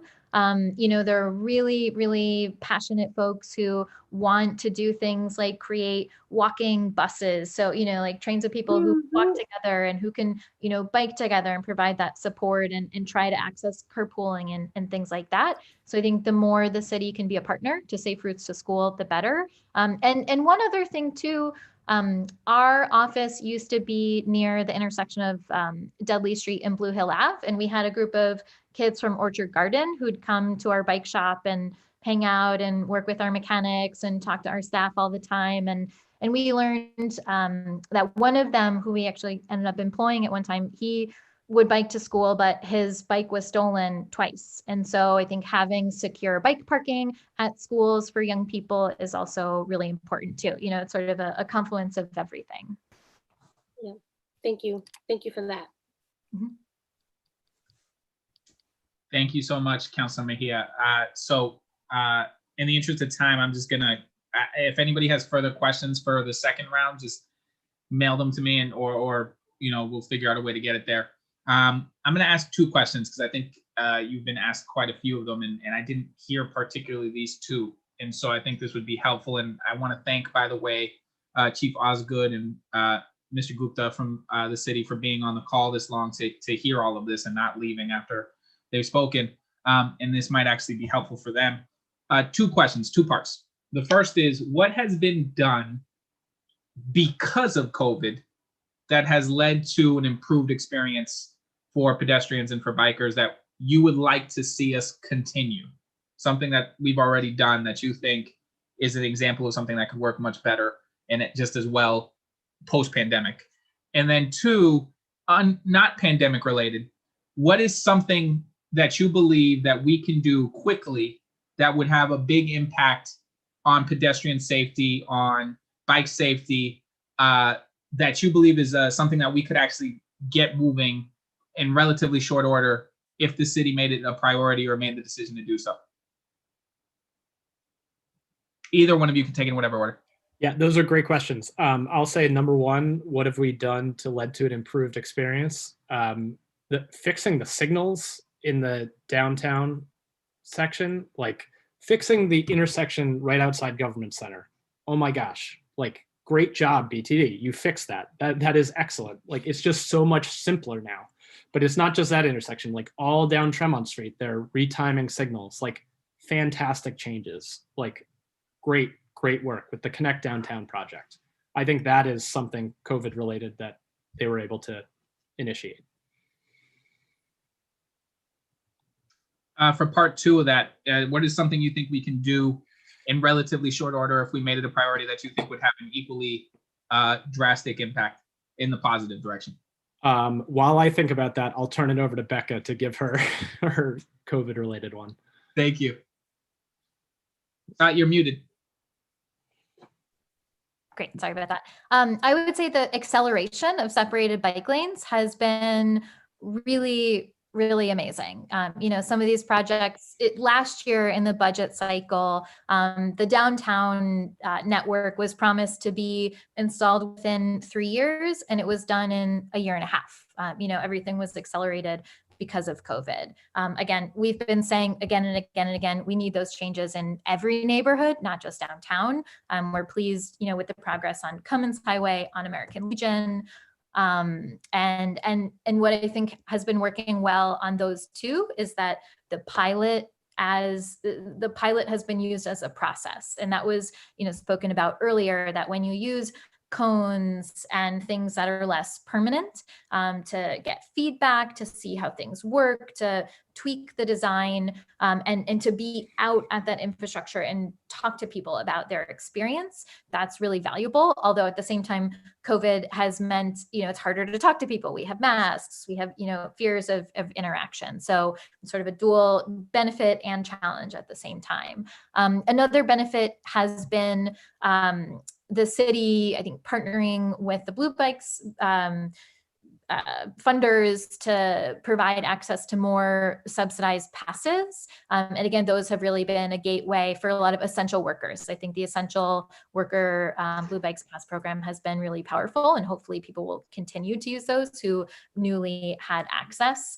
And another thing too that has sort of been on the back end is, because of COVID, with bus lane projects being accelerated, we really pushed the city and the MBTA to work better together, and they are, which is exciting. And so projects where there's an opportunity for bus infrastructure and bike infrastructure and safer pedestrian experience is being done with a better partnership than I've ever seen before, and at greater speed. So that's all been great. And I think that's something else that could be done more quickly to have an impact, is that sort of better marriage of bus and bike projects. It allows the city to capitalize on the state's MBTA funding when, an MBTA project can incorporate both, but MBTA is paying for it.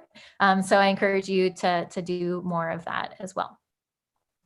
Breaking protocol here for a second. I think that the COVID situation has also allowed us to work faster internally within divisions at Public Works and BTD, and between agencies as well.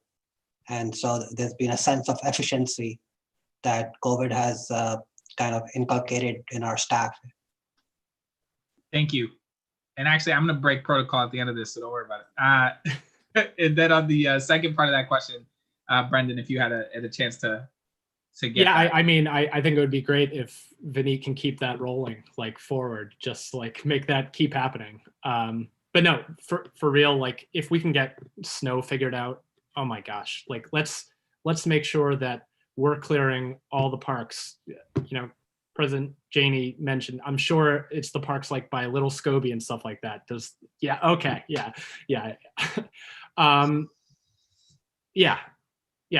Sam Balto has shared with me number of the access issues around the parks in your neighborhood. So, figuring out snow clearance in and around our parks, because especially this winter, there are more people that are going to want to be out and enjoying our parks because they need to get out of the house. So, making sure that there's safe access to these great resources that we already have in the city would be huge. And can I add one more thing to Councilor Roy? Those were two really great questions. And I have one that's, I think, sort of gets to both. One thing, because of COVID is we've really given people a different way to imagine using their street space. Where before, like you would take away one space for one parked car and, it causes a catastrophe, or, people expect that. Now businesses who usually oppose parking lots are begging for the city to get rid of a parking space to allow for seating. So I hope, that we don't forget the sort of excitement to re-envision how we allocate that space and how we use that space and how we use it for community and for, businesses. And I hope that we can carry that forward too. I think that's an excellent point on that front. This is the protocol that I said I was going to break before I go to the public comment. And just, I see people waiting for public comment who have not spoken yet. If you've already spoken, you've had your public comment. So public comment is for right now after this, for folks who have not yet spoken. If you can just raise the blue hand. I see folks who have not spoken but have signed up. So if you could raise your blue hand so I know you're there and able to speak. But this is the protocol that I was going to break. I know that Chief Osgood is here and Mr. Gupta are here because this feedback is very important to them. And they unfortunately don't get the ability to ask questions while we're asking questions. And so either one of you, is there a question that you had for this panel that you would like to ask them at all I'm happy to give you the floor to ask your question. Councilor, that's fantastic. I have the great pleasure of talking to Brendan and Becca fairly frequently, but so one doesn't come to mind, but I obviously appreciate their testimony. Appreciate that Brendan's first point, the testimony of the members of the public and to the council and to the chair. I really appreciate the really provocative questions that I know that were valuable for Vineet, valuable for me, valuable for Mary. I think Greg Rooney's actually on as well, valuable for Greg. So, and look forward to figuring out the right way to move forward on this, and then work on the district-specific questions that I know that we will work through afterwards. I'm sorry that I didn't take advantage of your offer. No, that's fine. The question, and I talk with Becca and Brendan and other advocates practically every week, but this is more a plea for assistance than a question. And I think that you guys do this already. And this is not a knock on either of your organizations, but we really need to, just as we have good partnerships with each of your organizations, we need your help for us to create local partnerships as well. And it's one thing for a Boston Cyclists Union to show up at a virtual meeting or an in-person meeting or whatever new format we pick up in the coming year. It's another thing for somebody who lives in the area who also likes to bike to show up at a meeting and say, I live here and I want to bike here. And I think that, and what are you doing about it, city? Kind of, if local groups challenge us to do more bike lanes and more pedestrian improvements and more bus lanes, it's easier for us, because the one dimension we haven't talked about is that we get a lot of fight back, a lot of pushback on all these projects that we're doing. It's, there are a lot of people who are saying this is a bad idea. Why are you doing it? We are taxpayers. You're not listening to us. And so we need local support for these progressive, I'm calling them progressive, kind of, bike improvements, bus improvements and the like. Thank you. That's a point well taken. As somebody who, in my short time in community groups has seen folks see roads sort of as for cars and for cars only, and they make a exclusion for bikes for buses, because those happen to have tires and are also run by an engine. But the bike pushback is real, and I agree that some of those voices in those rooms would be there, and shout out to the ones that I know are in those rooms, because I've been there with them, but they certainly could use the help. And so with that, I'm going to get ready to turn it over to the community. For folks who want to make a closing statement, I will give you the floor to make a closing statement after they speak. And so let me just do that for them now, because they've been waiting so patiently. And we're going to start with Andrew McKay. Can you hear us, Andrew? You have the floor. I can. Can you hear me? Yes, you're great. You got the floor. Great. Thank you very much. Hello, everyone. My name is Andrew McKay, and I live with my wife and child at the southwest corner of Comm and Berkeley, and we've been here since 1993. So first, thanks to all of you for allowing us to offer our testimonies. This has been a great education as I've listened through the entire process from the beginning. Let me officially state for the record that I live here and I want to bike. I'll put that on the list, but I'm not here to talk about that. While reducing speed limits and other calming and behavior changing measures are an important step in the right direction, and I applaud all of them, flagrant abusers clearly are not concerned with the law or the neighborhood. So beginning some months ago, a group of 2 to 4 clearly modified sports car drivers began racing what appears to be a standard circuit in the Back Bay, covering at our end Berkeley, Newbury, Comm Ave, possibly Beacon and Boylston.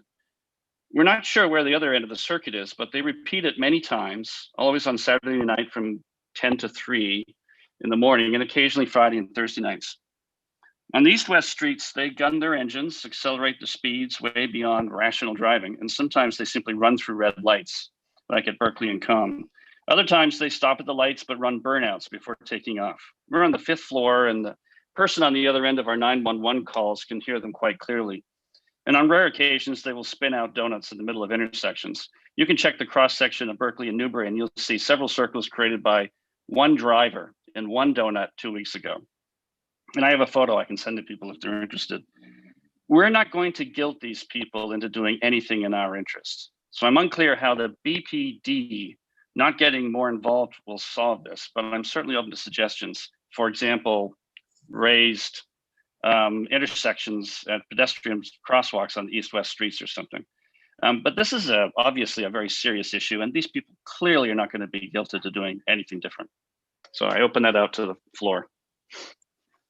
Thank you. Mr. Marshall, Travis Marshall. Hi, good evening. Thank you so much for hosting this this hearing, Counselor, and thank you everyone else for all the detailed and great discussion. My name is Travis Marshall. I'm a resident of Rosendale.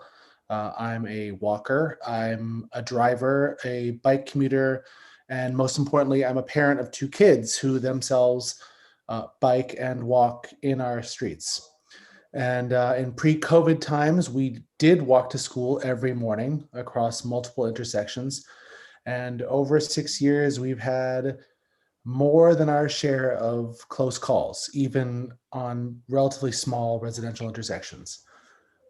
We also bike as a family to destinations around the city, and I cannot stress enough how much lower my blood pressure is when my kids are in protected bike lanes as opposed to open traffic. So thank you all for all the work on those protected lanes. With all due respect to Councillor Flaherty, I do not believe increased enforcement and policing is a sustainable or particularly effective method for curbing reckless drivers in our city and neighborhoods.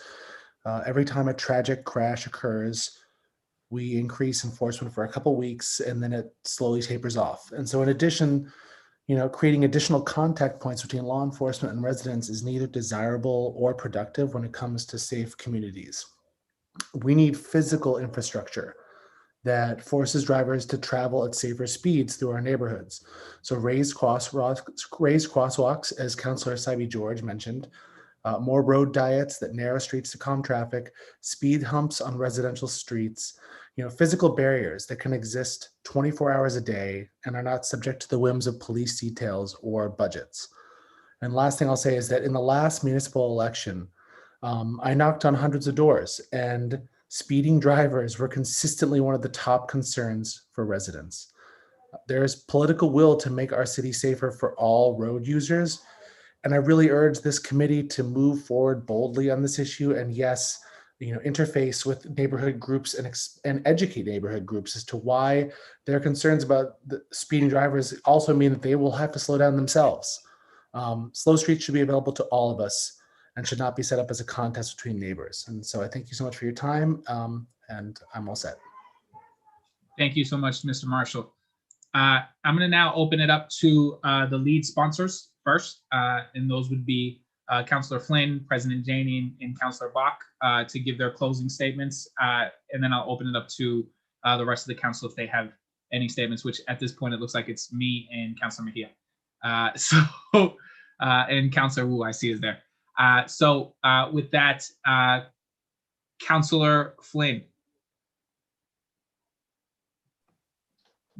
President Janey. Thank you so much, Mr. Chairman, and I want to thank Councillor Flynn for his leadership on this issue. He has been a champion since we both joined the council, and I've had the pleasure of working with him. And I want to thank Councillor Bach for her partnership. This is a very important issue for me. I consider it part of a racial equity agenda, certainly the Black and Brown agenda.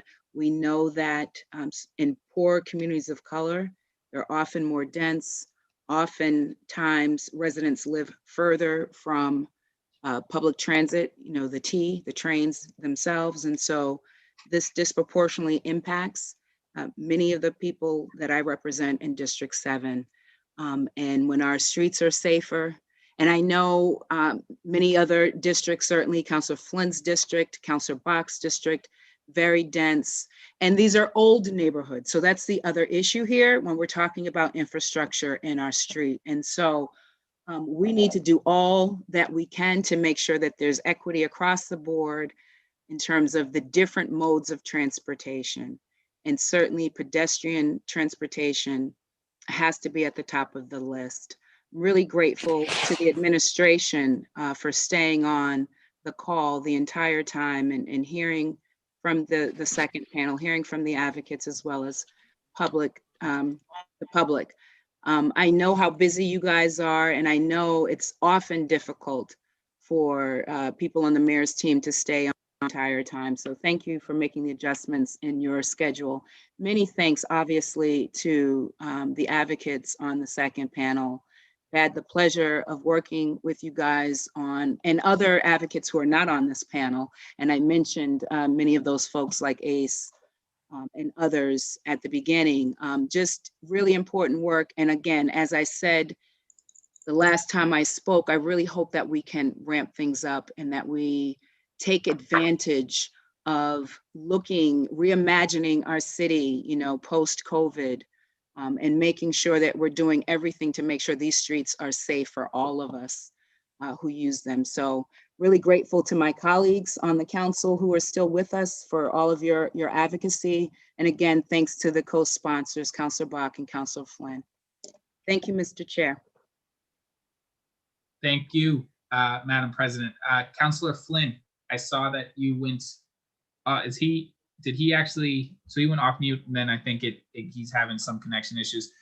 Councilor Bach, if you would like to give your closing.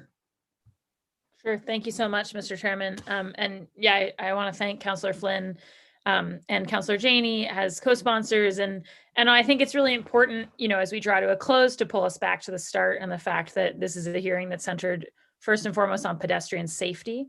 And I think it's really important to stress safety because, Vineet referenced the fact that today this has mostly been a conversation between advocates for pedestrian and bike safety and a number of counselors who similarly get around the city that way, and a transportation department that has made a lot of strides in that direction. And I think that's really, that's really cheerful. And we should also acknowledge that the places where these conversations get hard is where there are direct trade-offs, right? It's where roads only have so much width. And the question is, what lane are you gonna have here? Or where a longer pedestrian cycle means that both cars and bicycles are waiting longer, right? I mean, it's these places where in time or in space, we're dealing with some zero-sumness. And I think we all try to come up with solutions that are less zero-sum and that are complementary and help all users, but we still run into those. And I think when we run into those, it's just really important to stress that our duty as public officials and the city's duty is to safety over convenience. And that's the reason why we think about the most vulnerable user first. And that's the reason why we keep the 2 tons of metal waiting a little longer so that they can get across the street. And that's not just a question of liking pedestrians better than cars. It's a question of recognizing that inside of the 2 tons of metal are just people, right? And on the bicycles are just people, and walking are just people. And it's the pedestrians who don't have a shell of any kind, right? And so I think often about how lucky we are, in my mind, to have a city that was built prior to cars, and that was built probably more than any American city at a human level for human beings. And that means that we have to put human life and safety first, and that our city, in some of its narrow streets, some of its naturally slow streets, provides us with a guidebook for how to do that, for how to kind of see our whole transportation infrastructure with kind of human first eyes. And so I think anything we can do to approach the city that way on a policy level at BTD is really important. And I think we've made some great strides lately. I think that this is an urgent matter, and there are a million things left to do. And certainly, I think the city and constituents can count on a partner in me and in many of the people on this call, and as is referenced, many local advocates.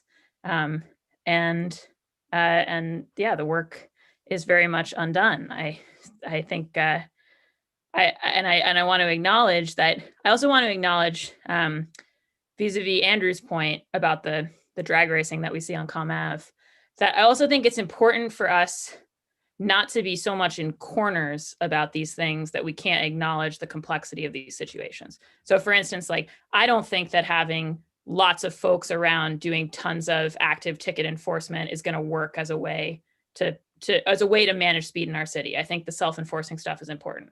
I also think Andrew is pointing, and many residents who I represent have pointed to the fact that when you have an egregious case of a couple of people who are consistently doing a thing that is putting people in danger, that trying to address that with an enforcement mechanism is not the same as making an across the board judgment. And I think we all, in solving these safety issues, have to figure out how to take that kind of like human scale approach to the situations we find ourselves in.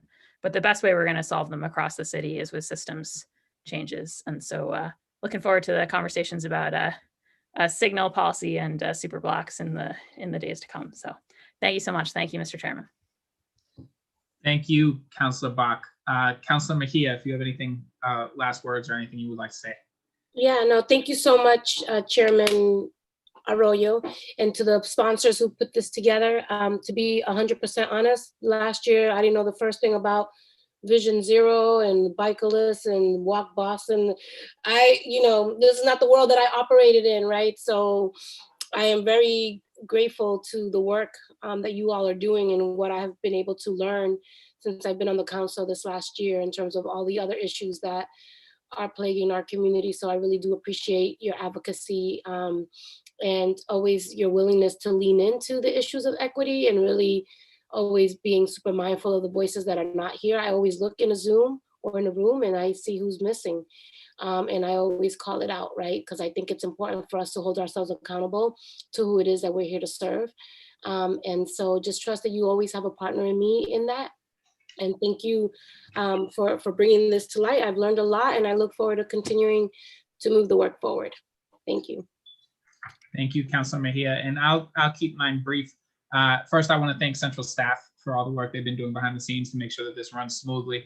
And I'd also like to thank my own staff, Yasmin Radisi, who takes the notes of the questions I ask as I do it. It's almost like my own transcriber. And so when I get to look over my notes, I get to see all the times that you say, I'll get back to you with details that I go, okay, I got to go get those.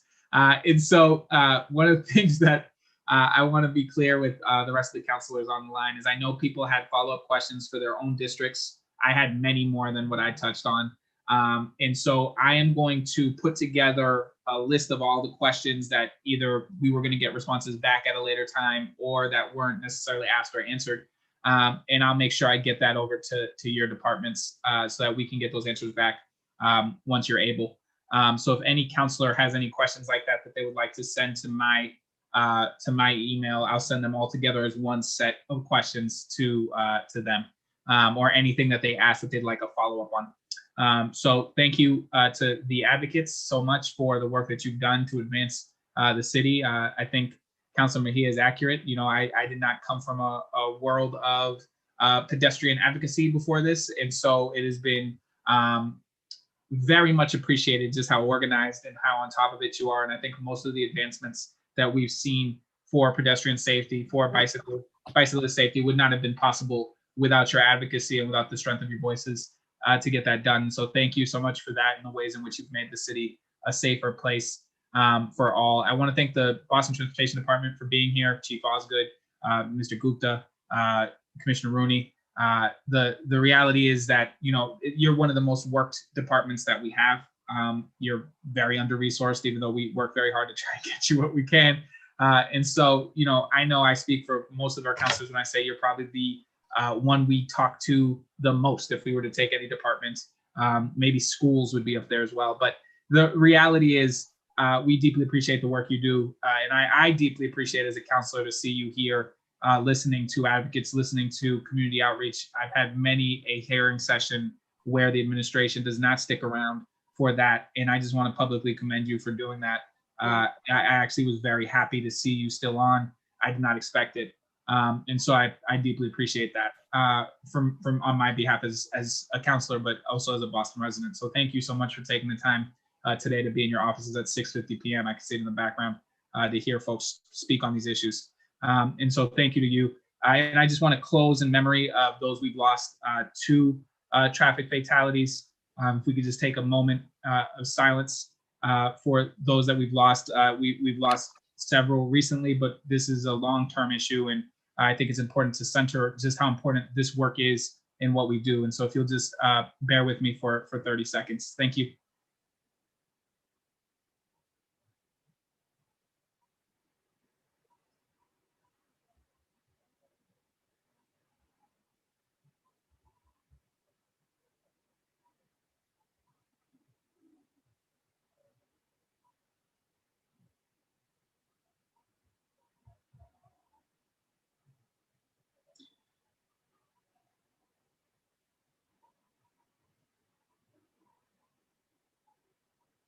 Thank you all so much for that. I think it's important to center just how important the work is when we talk about this. It is a matter of life and death for many, or lifelong disability or traumatic injury. And so, thank you to the advocates, thank you to the city, and thank you to the public commenters who also have stuck around. That attendee list has stayed pretty much exactly as it came in. So thank you everybody for your interest on this. Much appreciated. And with that, I'm going to adjourn. I'm sorry, I'm Yes. here, and I'm sorry my video doesn't work, so I couldn't flag you down. Oh, But I just Councilor wanted Wu, to say a yes. quick thank you. And yes, I'm still here and very grateful to everyone as well. I didn't want to interrupt during your beautiful remarks. And I know, again, we have this team on tomorrow with us as well for the discussion on Melnia Cass Boulevard and the plans there. So we'll move from broad to specific in terms of implementation of these issues. I'm very grateful to everyone who testified and all the advocates as well. Thank you very much. Thank you, Councilor Wu. So sorry, I forgot your camera doesn't work. But thank you for interrupting there and making sure that you got heard. I appreciate it. It wasn't intentional. Thank you, everybody. And with that, this meeting is adjourned.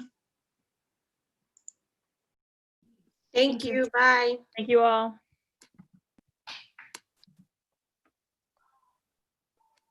Bye, Kenzie Bach.